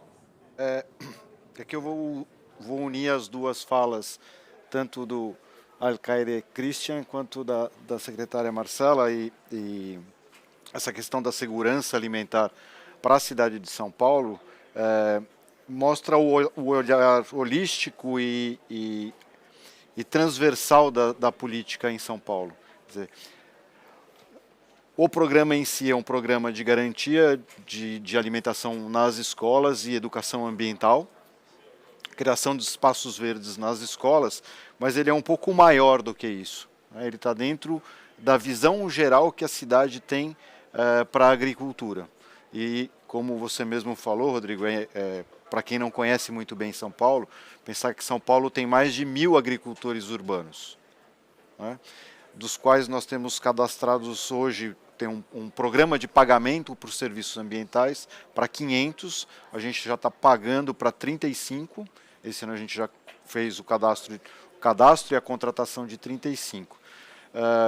Para que eles promovam, junto com a transição agroecológica, quer dizer, mudar da agricultura tradicional para a agricultura orgânica, eles façam a preservação dos territórios que eles ocupam. Então, eles façam a preservação ambiental de cada uma das pequenas unidades produtivas, que junto com as hortas das escolas geram o alimento para essa política de educação, de alimentação saudável e sustentável. Porque São Paulo destina, né, dinheiro público para a compra de alimento orgânico para a merenda escolar.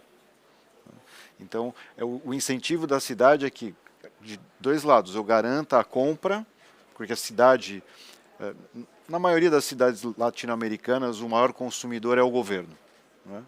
Se a gente for pensar em quantidade e volume de compra, quem compra mais é o próprio governo. Então, a cidade compra, a cidade incentiva que se produza orgânico, a cidade tem um programa de alimentação e educação ambiental nas escolas. Então, isso fecha um ciclo, isso dá, eu arriscaria pelo menos 5 ODSs contempladas num programa só, né? Isso mostra o olhar abrangente que a política pública da cidade de São Paulo tem, que integra cada uma das ações. Não são, elas aparentemente são isoladas ou podem ser apresentadas isoladamente, mas elas fazem parte de um contexto maior, que é o olhar de sustentabilidade que a cidade tem para o seu orçamento, para o seu gasto público e para as suas ações específicas. Acho que é isso, não vou esticar muito mais, mas é um programa que tem DNA de ODS e voltado definitivamente para a sustentabilidade, integrando. Faltou uma coisinha só que foi, o Christian citou também, parte do que é produzido também vai para a compostagem e gera insumo para as hortas nas escolas e para os produtores orgânicos. Então, está tudo alinhado, quer dizer, não tem o desperdício é muito pequeno nessa cadeia que efetivamente é circular. Então, acho que era isso, tentando fazer um wrap-up, fazer um embrulho com isso tudo, acho que é isso. Em primeiro lugar, eu gostaria, first of all, I'd like to ask for a round of applause for our panelists that could be able to, in this first round, to support us with insightful reflections around these themes. And I'd like to, after just with the small support of the city of São Paulo, I believe that we have a video that I'd love if you could share right now. And then after the sharing of the video, I'm going to open for questions of the audience, if visible. Podemos? Okay, may I? Eu sou, assim, uma ativista nata. Eu defendo a natureza a qualquer preço.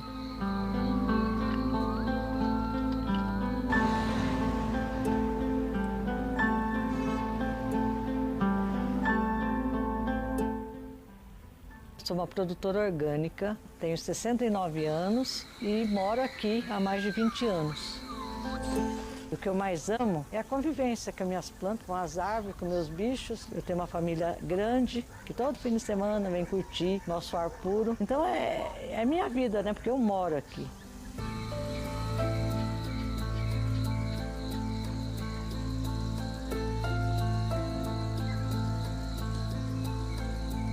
Eu acho que se o desmatamento continuar a níveis que está, principalmente na nossa região, em 10 anos nós não vamos ter nenhuma árvore mais em Parelheiros, porque está sem controle a coisa hoje por aqui. É o produtor rural que hoje cuida da natureza.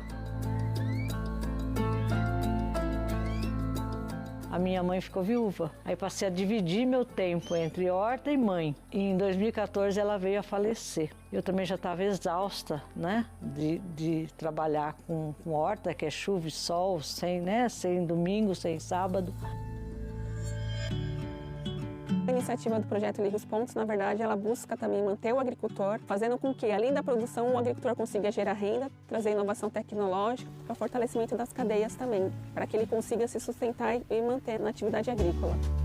Primeiramente é feita visita em campo dentro da unidade produtiva e junto com o agricultor é feito um diagnóstico da situação atual da produção, para verificar futuramente que passos que ele quer seguir, aonde que ele quer chegar com a sua produção, se ele quer aumentar a geração de renda, se ele quer ampliar os canais de comercialização ou se ele quer instalar algum tipo de tecnologia que ainda não tem. Então o projeto ele faz todo esse acompanhamento para ir passo a passo ao longo do tempo conseguindo inserir o agricultor nesses projetos, né, nesses outros caminhos para que ele possa ir avançando aos poucos, né. E o Liga os Pontos reforça muito isso na parte técnica, na parte de insumos, na parte comercial, agora que a gente está mais ou menos engatilhando essa parte, né? A estufa e a cozinha são aquisições que eu jamais teria se não fosse pelos projetos do Liga os Pontos. Se não fosse o Liga os Pontos, tem muito produtor aí que teria parado já. A nossa assistência técnica é sempre voltada para a agroecologia, então o nosso trabalho de assistir esse agricultor é um atendimento voltado com a preservação, conservação da água, do solo e da biodiversidade do local. O cambuci, ele é nativo da Mata Atlântica, né? É uma fruta verde com sabor de limão. Ela tem, assim, inúmeras propriedades, como vitamina C, riquíssima em vitamina C. Você pode usar ele na culinária.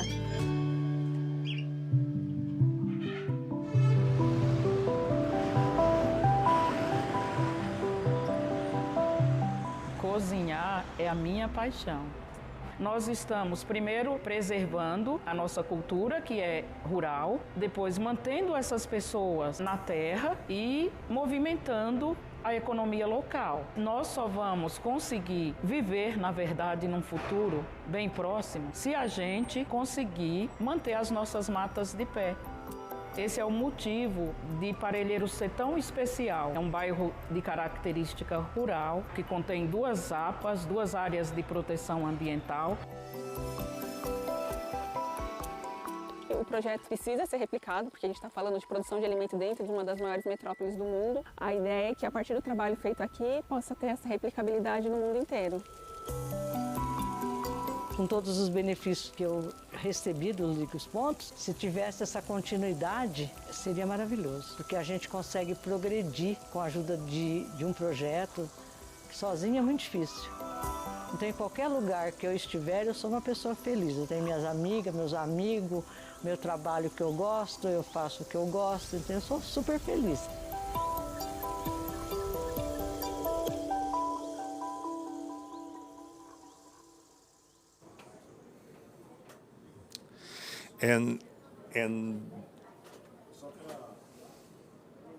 A fala e explicar um pouco o que está no o sistema que gera o controle e a interconexão do agricultor, tanto com o mercado quanto com a prefeitura, esse é o que a gente chama Ligue os Pontos, que é um sistema de assistência técnica e acesso mobile, acesso por celular, de locais de venda e locais de produção. Né? Então, tem a política e tem o aplicativo para que a pessoa tenha o acesso a todas as informações. Isso que vocês viram é São Paulo. Sim, sim. Complementar também. Como a fala é muito curta, a gente não falou da rede como um todo. Além do Escola com Cardápio Sustentável, que é um programa específico, ele tem toda essa relação, mas se a gente falar de forma mais ampla, São Paulo tem o Sampa Rural, que é um programa específico, e aqui o vídeo fez referência.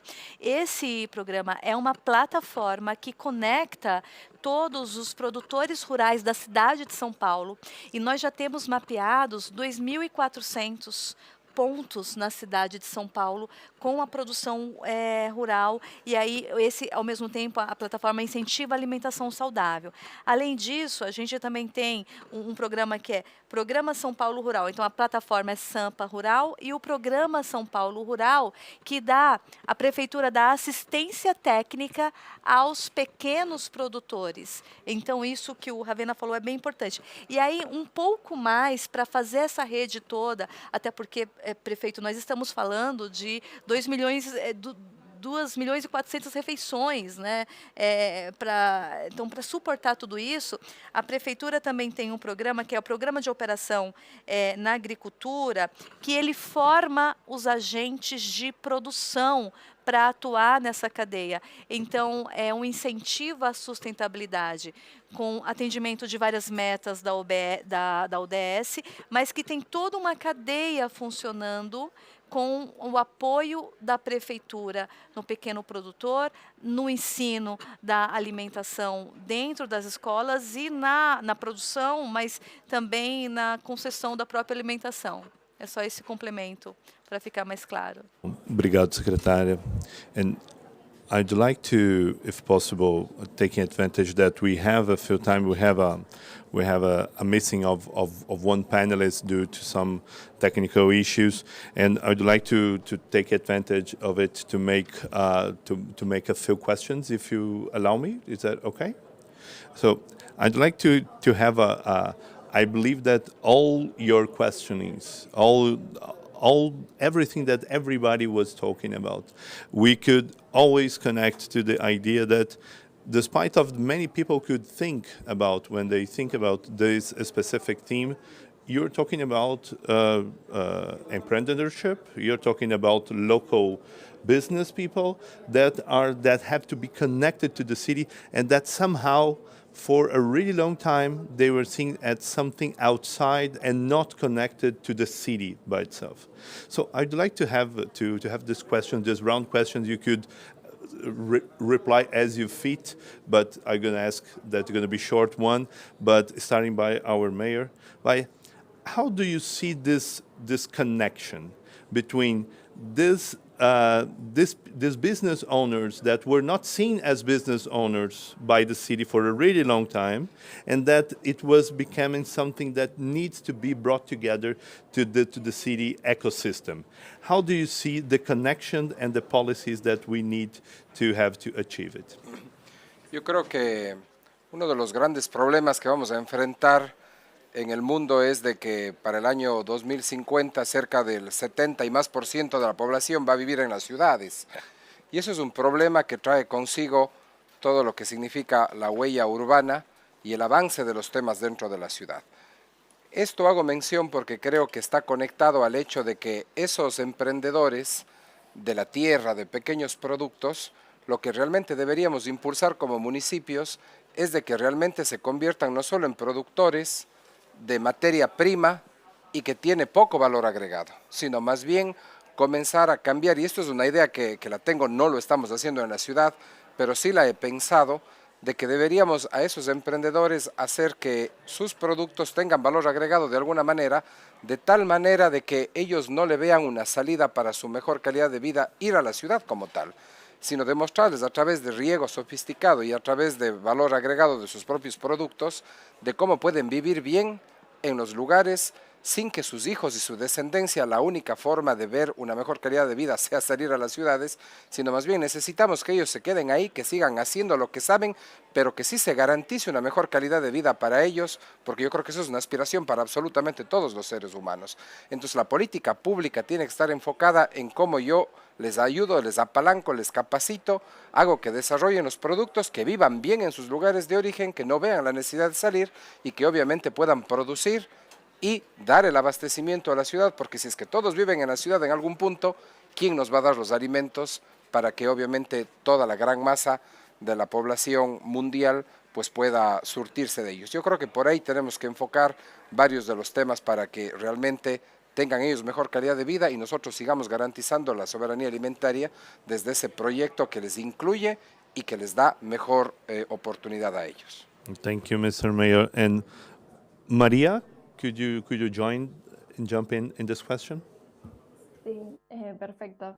Sí, primero destacar el gran valor ambiental que tiene esta agricultura urbana y periurbana en la ciudad de Rosario. Para nosotros, digamos, por un lado reduce lo que es el efecto de isla de calor, que por supuesto nuestra ciudad y muchas otras tienen cada vez más olas de calor.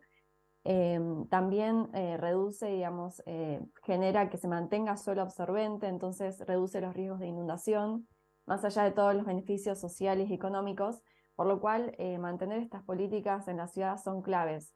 Y vinculándolo con lo que estabas mencionando, en la ciudad de Rosario lo que ha sido muy importante del sector del gobierno local ha sido la creación y mantenimiento de las ferias para la venta de estos productos. Por supuesto, el gran aporte es el trabajo de todos los productores que están todo el día trabajando en la tierra, pero muchas veces si no existiese estos espacios de venta con mucho apoyo del Estado, quizás no podrían terminar vendiendo su producto.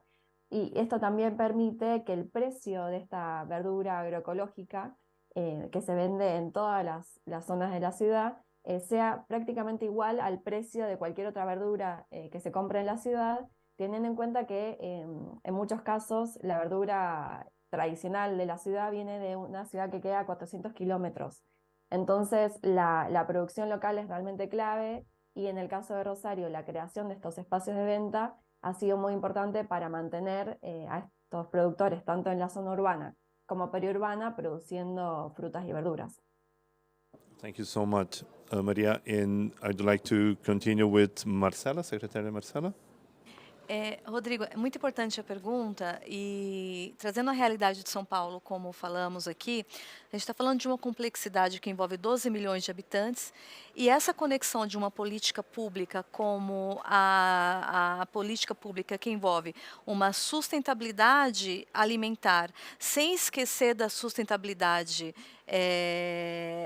de forma geral, ambiental, ela deve ser fixada, de fato, pelos governantes como uma política e uma diretriz a ser adotada, olhando as complexidades da cidade, do município como um todo. E aí, por isso, que nós temos a conexão em uma metrópole que hoje, por exemplo, São Paulo, tem de 2021 a 2023, 43 mil empresas mudaram de outros locais para se instalarem em São Paulo com negócios diversos e 341 mil abriram em São Paulo nesse mesmo período. Como é que o governante olha para essas empresas que trazem uma economia diferenciada e negócios diversos, sem esquecer o pequeno agricultor, sem esquecer a horta familiar, como nós vimos no vídeo passando?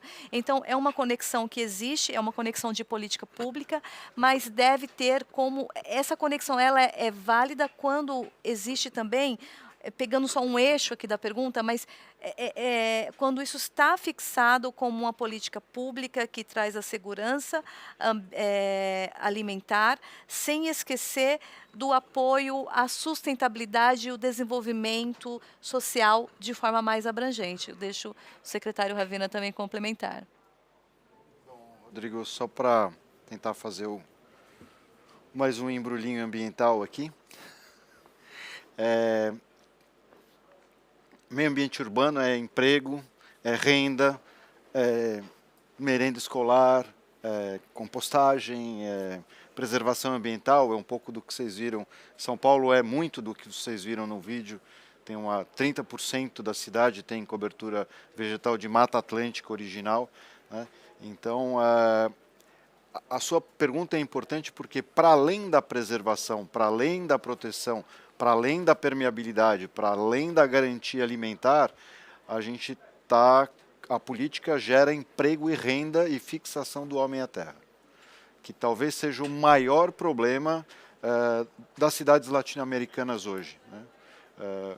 A tentação de vender a terra ir para a cidade e tentar uma vida mais fácil em termos, é muito significativo. Então, esses tipos de programa que nós estamos debatendo aqui, tanto em Cuenca, quanto em Rosário, quanto em São Paulo, mostram que a política pública bem pensada gera para além daquilo que ela pretende. Ela faz parte de um contexto maior, que é o de possibilitar a vida melhor e sustentável para quem mora na cidade.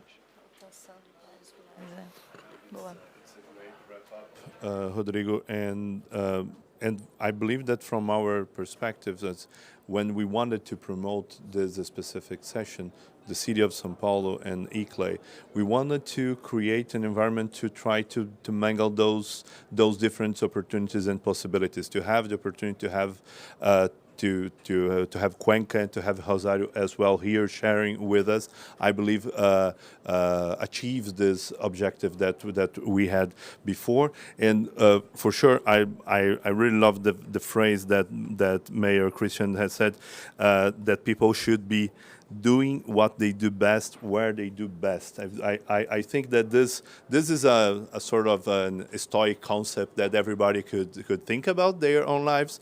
But when we're thinking about city planning and how we want to make the city as a place to make people feel better and do what they do best, I believe it's an interesting goal to achieve.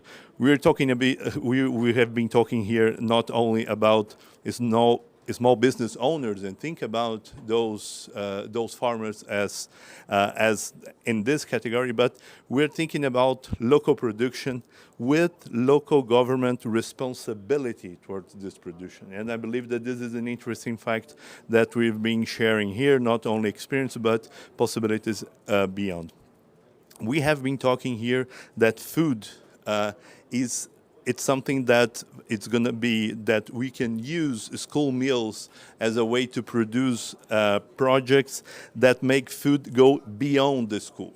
What we are being saying here, we're going to be checking here, is that because we're talking about school meals, we are able to produce actually something that creates not only an environment inside and connected and fundamentally making a bridge between our children and the way that they want to produce, to consume, and to be connected to food as a whole, but as a way to make that not only this not a small project could actually go beyond the school meals and actually go to the community. And this whole concept that we are talking about, of course, when we're talking about food, we're talking about circularity, we're talking about the way that we're going to use the waste that comes from this food and they're going to come back as a bridge of production. Once again, I want to thank to our panelists. I want to thank to everyone that has been watching us by the internet, by everyone that has been here in this specific session. And I'm really thrilled that in the first day of the COP, we are able to have this sort of discussion and to have all those three cities engaged in this matter. Thank you so much. I would like to ask once again the round of applause to our panelists.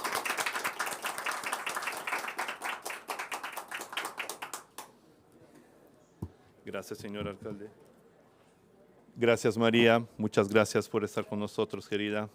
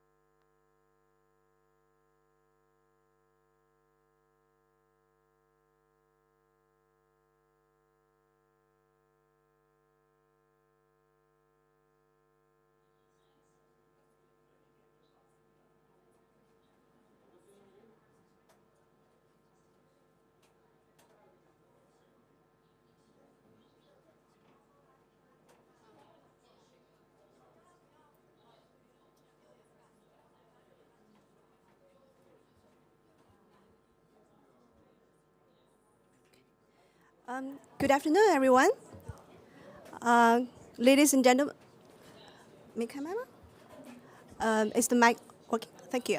Ladies and gentlemen, welcome to our SDG Pavilion, and we are hosting a session themed with the role of digitalization in accelerating decarbonization and for meeting climate goals for China and beyond.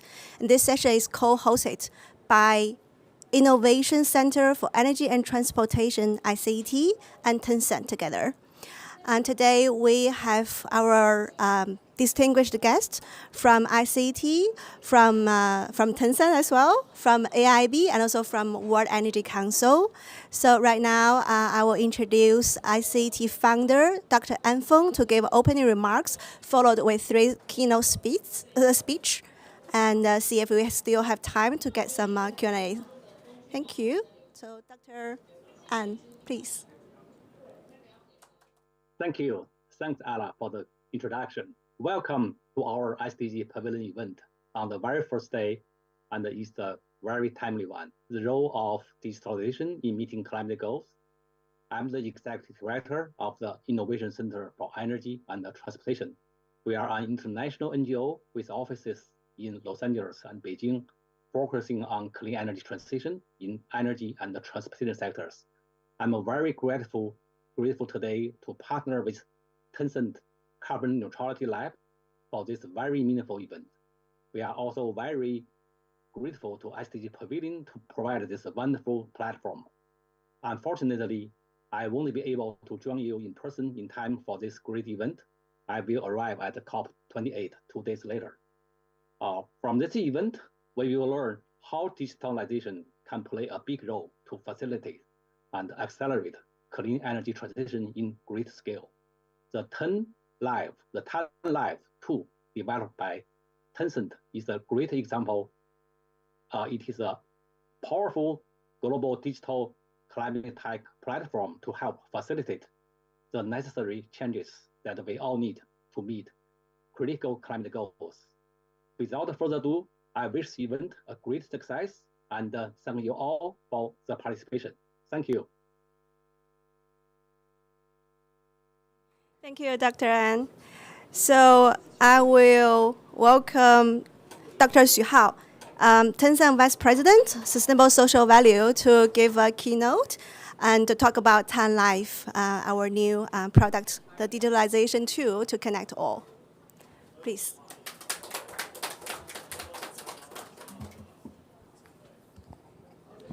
Hi, welcome. It's a big pleasure to be able to host this event together with ICT. So I actually know Dr. An Feng for probably at least 12 to 13 years. So we, at that time I was starting my career related to climate change, and if benchmark the situation during that time with today, I think we have reason to be optimistic about the climate agenda. Although there are bumps, but we actually push a lot of agenda forward. So hopefully the COP this year will have even bigger achievement. I think we have reason to be optimistic. Today I want to take the opportunity to introduce and launch one of our digital platform, what we call Talent Live. This is something what we started based on our own decarbonization journey and also our work around climate change. Started sometime last year. So the reason why we started the Talent Live platform is actually because as soon as we started our own decarbonization journey and we started to work on climate change topics, especially on early stage low carbon technologies, very quickly we noticed something. Is that there are so many like-minded institutions and people and organizations. We have very similar approach, we have very similar targets, but we're not necessarily talking with each other. So we actually talked to a lot of institutions in China. So that's actually naturally make us think, what if we can work together? What if we can have a platform to reduce to improve the transparency of the information, to link the demand and supply, to link the knowledge and to generate additional insights? Will that make the low carbon innovation around early stage technology more innovative and to accelerate the agenda? So that's why we actually initiated Tan Life platform in Chinese December last year, together with 11 funding organizations, many of which have a lot of experience in this area. So after almost 12 months of experience in China, we actually take approach of sort of software development. So we take the demand from our users, and then we try to develop new solutions, try to develop new modules to accommodate those requirements of the users. So we continue to upgrade the Tan Life. So at the moment, our objective, we have 3 objectives. Number 1, we want to really facilitate the partnership, the exchange of information between early stage startups with potential investors, with corporations that may need their solutions, and with knowledge partners want to know what they are innovating from. Number 2, we want to really showcase cutting-edge products, services, and startups and organizations in the low-carbon technology space. We actually did, I think, a small portion of that by ourselves. For example, we launched what we call Carbon X program earlier this year to focusing on CCUS technology. But we also want to use that capability to support other organizations to do similar things. Number 3, once we have more and more users and more solutions and startups in our platform, we quickly acknowledge that the knowledge and in particular the interaction between different sectors generates additional insights at Tan Life platform. So we want to leverage digital technologies to actually harvest those insights and then to create additional value on the Tan Life platform. So as a result, at the moment, we have 3 modules at our Tan Life platform. Number 1 is what we call programs. Basically, if any organization want to start a ground challenge or call for proposal or want to a specific requirement on certain area, then we have a suite of solutions to help them do that. When we launched our Carbon X programs, we did all the distribution, call for proposal, or the applications, or the evaluation process, and also the announcement, everything online on a single module. So we open that capability for all the organizations for free to do similar things. Number 1, we have what we call a solution module. It's basically a digital place to showcase if you have a certain solution, if you have certain knowledge, or if you have a certain product in the low carbon innovation space, you can show your solution in a more structured way. So we want to make sure anyone who are looking for a certain solution can have a most efficient way to identify those solutions. And number 3, we have what we call tool lab. There are so many information in this space that we want to have a one-stop shop to get all the professional knowledge in one place. For example, if we are looking for emission factors for certain area or for certain country, you can virtually, our aspiration is we will consolidate all the relevant information and put it in a structured way that you not only can scan through all the information, but you know what's the difference in between those solutions, because we actually encounter a lot of similar things. For example, when we do our own emission inventory, emission factor becomes a big problem because we have a lot of business operations across the globe, and when we do our SBTi accreditation, there are additional requirements that we need additional information. So we want all of those experience when we do our decarbonization journey to be shared across the ecosystem, that everybody needed can get it efficiently. So now at COP, we're really happy to actually take TAN Live into the global stage. So we actually launched TAN Live global websites at the COP28, and we're equally thrilled to actually be an anchoring partner to initiate a new coalition called Innovate for Climate Tech. So we did this together with Master City, with Catalyst, and it's facilitated by the COP28 presidency. So within a very short period of time, we actually have a lot of partners from different places, from venture capital to incubators, to think tank, to consulting firms, and also many of the program partners. So our aspiration is to use TAN Live to support the coalition, to really create a truly global program that all the low carbon innovation in the emerging technology space can find the best place to demonstrate their technology, to find the best partner to roll out, and to find the best resources they need to develop and scale up so that we can push the climate agenda forward. Yeah, so we're really looking forward to work with all our partners, and we're really looking forward to work with all of you in the future. Thank you.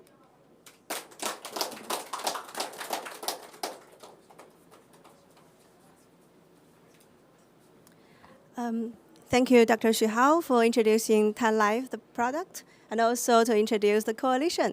Basically, tomorrow you will see more names, even from our partners on that. So our next speaker will be from AIB, Shi Hao, as the Digital and Technology Strategy Officer from Asian Infrastructure Investment Bank. And he will also introduce their technical portal and share more.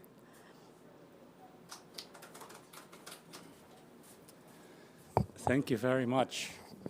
So thanks for having me. I'm very excited to be here at this great space right after the announcement of TAN Live and the Climate Innovate for Climate Tech Coalition. As a sneak preview, AIB is also part of it, and we're very excited to join these great sets of companies to join our forces together in our battle against climate change. So I'm introducing the InfraTech portal, which is a new portal that AIB is developing. It will launch in March 2024. And why are we developing this? So first, let me start with AIB's mission. So if you go to the next slide, so AIB's mission is to finance infrastructure for tomorrow. Oh, okay, great. Yep. And so our mission really acknowledges that new technologies are a critical component in addressing climate change. So to ensure that technology is embedded in our investment operations, we have defined a thematic priority on technology-enabled infrastructure. So this means that for every project that we are assessing to finance, we are seeking to add value to our clients through technology. And we do this across all of the infrastructure sectors that are within our mandate. So what kind of value are we talking about? So what kind of value can infrastructure technologies, or infratech as we call it, have for climate? So I think there's countless of use cases. But to basically set the scene, I have 4 examples. So first of all, port automation, right? Ports are a huge aspect within transport. So more than 80% of all international freight travels through ports, but only less than 3% are currently automated or semi-automated. And so the electrification and automation of ports present a very large opportunity to create climate impact and to make the whole global supply chain more efficient. Second is smart grid. So smart grid is really a crucial element in our whole energy transition to connect and orchestrate all the different energy sources, energy storage solutions, and to optimize energy efficiency. And third, Earth observation data. So this is an example of using Earth observation data to detect water leaks.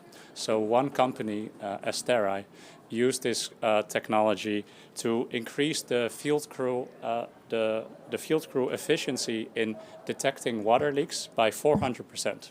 So you don't have to break open the ground anymore. You can just assess it from outer space.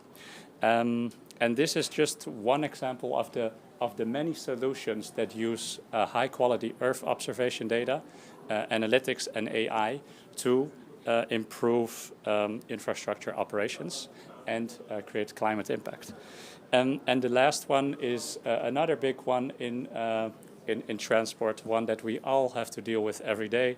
Especially, I think the ones that live in Beijing knows the pain of this. So smart traffic lights, they are really used in many cities already.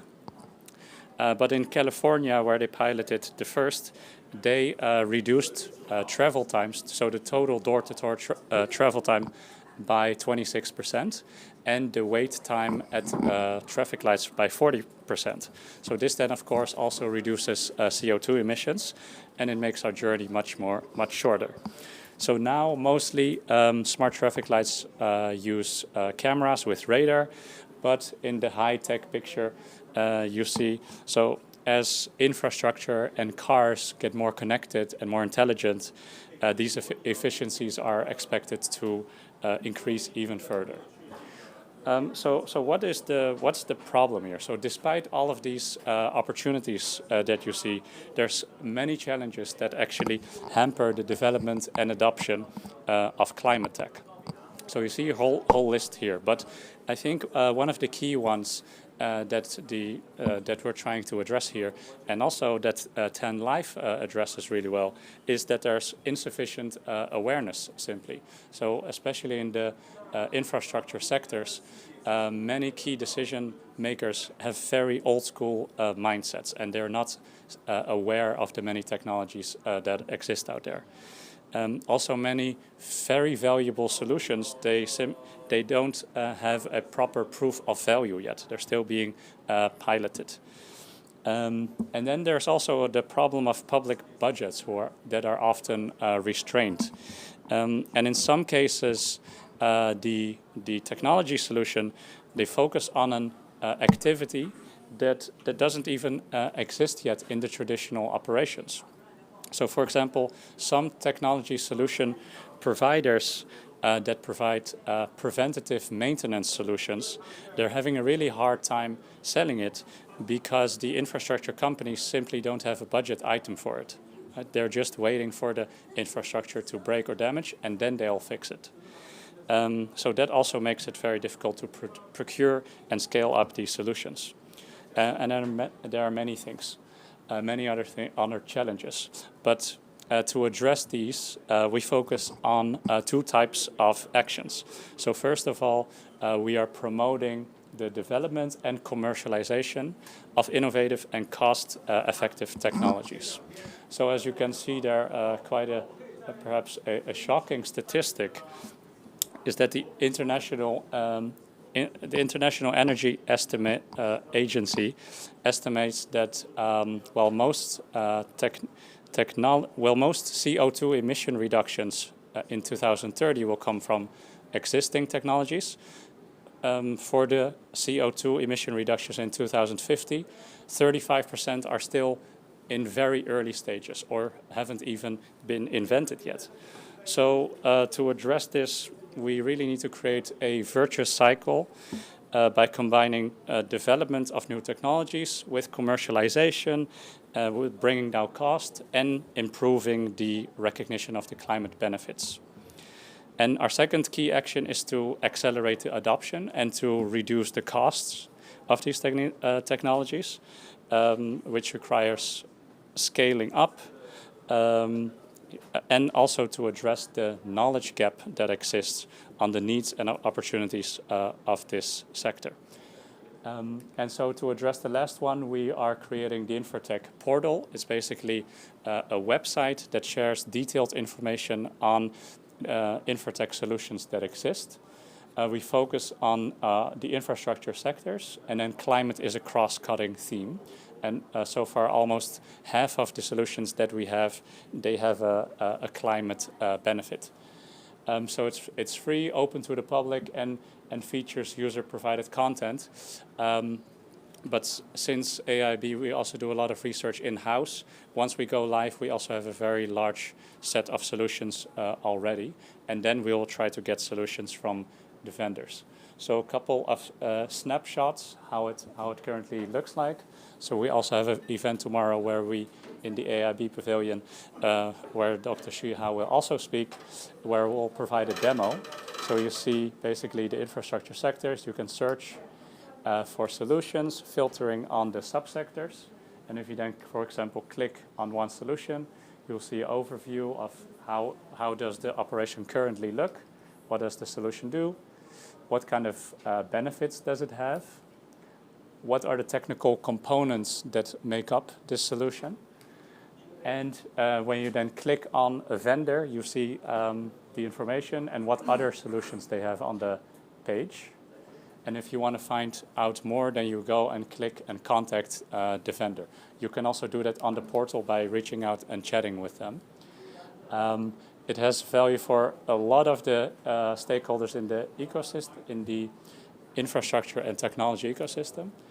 But yeah, if you want to learn more, definitely come and visit our event tomorrow. And for now, thank you so much for your time. Yeah.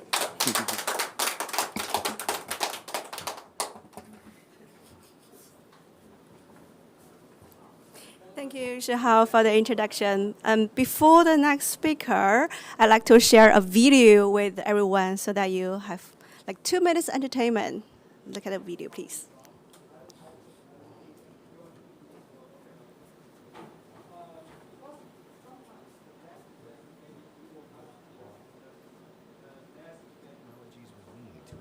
Emissions are not yet in production. If we're going to hit our net zero targets, we need to pick up the pace, and fast. The power to change the world starts with the single seed of a good idea. With the right environment, these seeds can grow and thrive. That's where TanLive comes in. Powered by Tencent, TanLive is launching globally in collaboration with the Innovate for Climate Tech Coalition. The coalition, enabled by COP28, is a collaborative effort between Tencent and its anchor partners, Masdar City and Catalyst.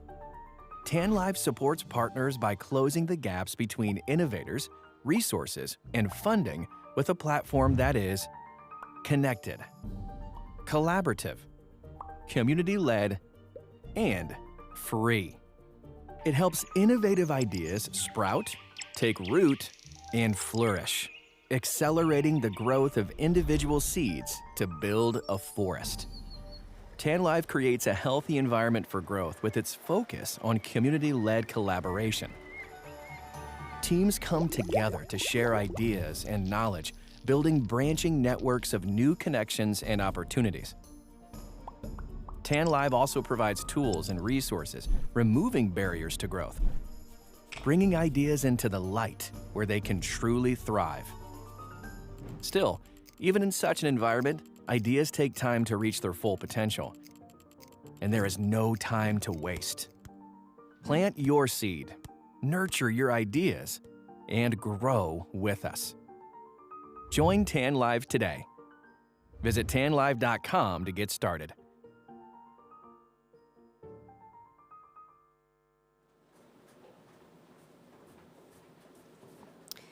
Okay, so everyone have already seen this video about TAN Live and how this could probably connect the stakeholders around the world. So right now we would like to introduce our third keynote speaker from World Energy Council, which is already a 100-year leading member-based network of global energy transition. So Dr. Angela, she will give a keynote speak about how the integration could help between digitalization and energy transition. Please.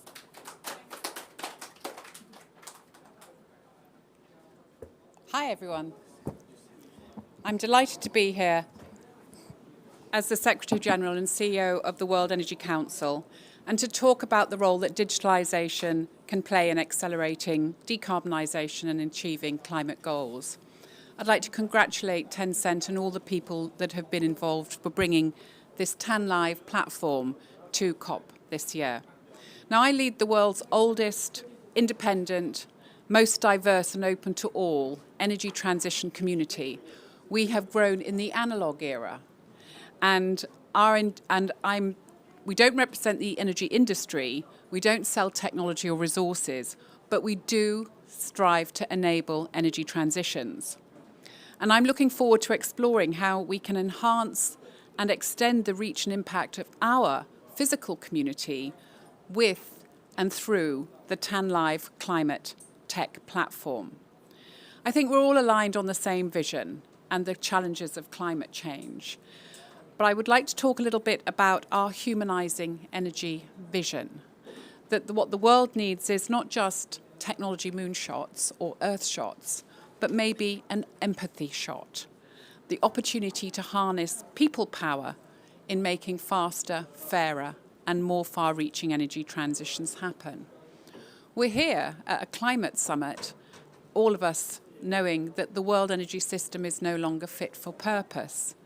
We also have to appreciate that the risk of disorderly transitions is growing, and that multiple energy transition pathways are progressing in all regions, but none are moving fast enough nor inclusively enough to secure 10 billion better lives on a healthy planet.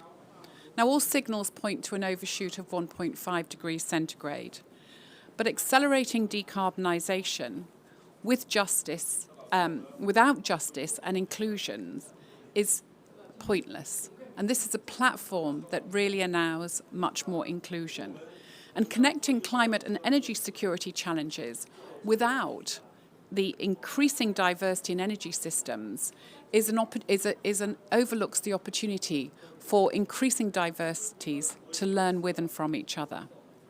We can ask ourselves the question, what does it really take for humanity to keep reaching for the stars whilst enabling the peaceful coexistence of billions of better lives in a healthy planet? And the answer is more energy, more environment, more empathy, and ultimately better digitalization, not just more digitalization. So with TAN Live, we're interested in visionary energy leaders across generations, across sectors, and connecting these we connect them in over 100 countries, but taking that global is really important. So who do we need to connect through platforms like this? Well, we first connected the dots between women and energy in the 1930s. We've extended our future energy leaders networks and programs to over 70 countries. And in the last decade, we have globalized startup energy entrepreneurship to ensure that those in developing and emerging countries can get the global attention they deserve and need to scale. And the TAN Live platform is all possible, helps with all of that. We have to move beyond promises to practicalities. And for that, we have to harness the power of participatory platforms and continue to learn from each other. So let me just talk a little bit about one of the challenges as we move, when we work with a platform like TAN Live, we're interested in how will it help support and extend the application of the World Energy Trilemma framework, because we have to not just manage the decarbonisation challenge, we also have to manage energy security with affordability and broader sustainability. So I'm interested in how we might find ways of using and developing, alongside Tencent and the TanLive platform, applications for that. We all know achieving net zero by 2050 is essential. It's going to be really hard, and it's also not enough. The biggest blind spot in all net zero roadmaps isn't technology, it's people and communities, women, workers, diverse and vulnerable communities. So to move faster, we need to engage demand. To go further, we need to enable the pool of user-centric services and demand-driven solutions. So we can supplement old ways of cooperating and experiment with new ways of collaborating at scale with others who are different to us. So I think it's really important that we try, all of us, to make these new collaborative platforms work with diversity. We intend to showcase progress being made around energy transitions as we move from this climate-centric COP to our energy-centric 26th World Energy Congress in Rotterdam in April 2024. And we're interested to see how TanLive will be part of that process along the way. We physically connect thousands of diverse energy leaders in person in the pioneering port of Rotterdam around the theme of redesigning energy for people and planet.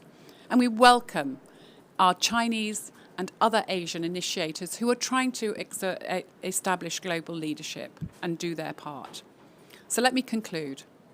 Energy is the lifeblood of increasingly diverse and connected societies, and all living systems evolve through a fundamental evolution of their underlying systems. But to maintain hope, we can't just rely on technology. We have to rely on technology that enables collaboration, that creates a whole of society dynamic. So congratulations again for equipping the world with a new way of collaborating at scale. Thank you.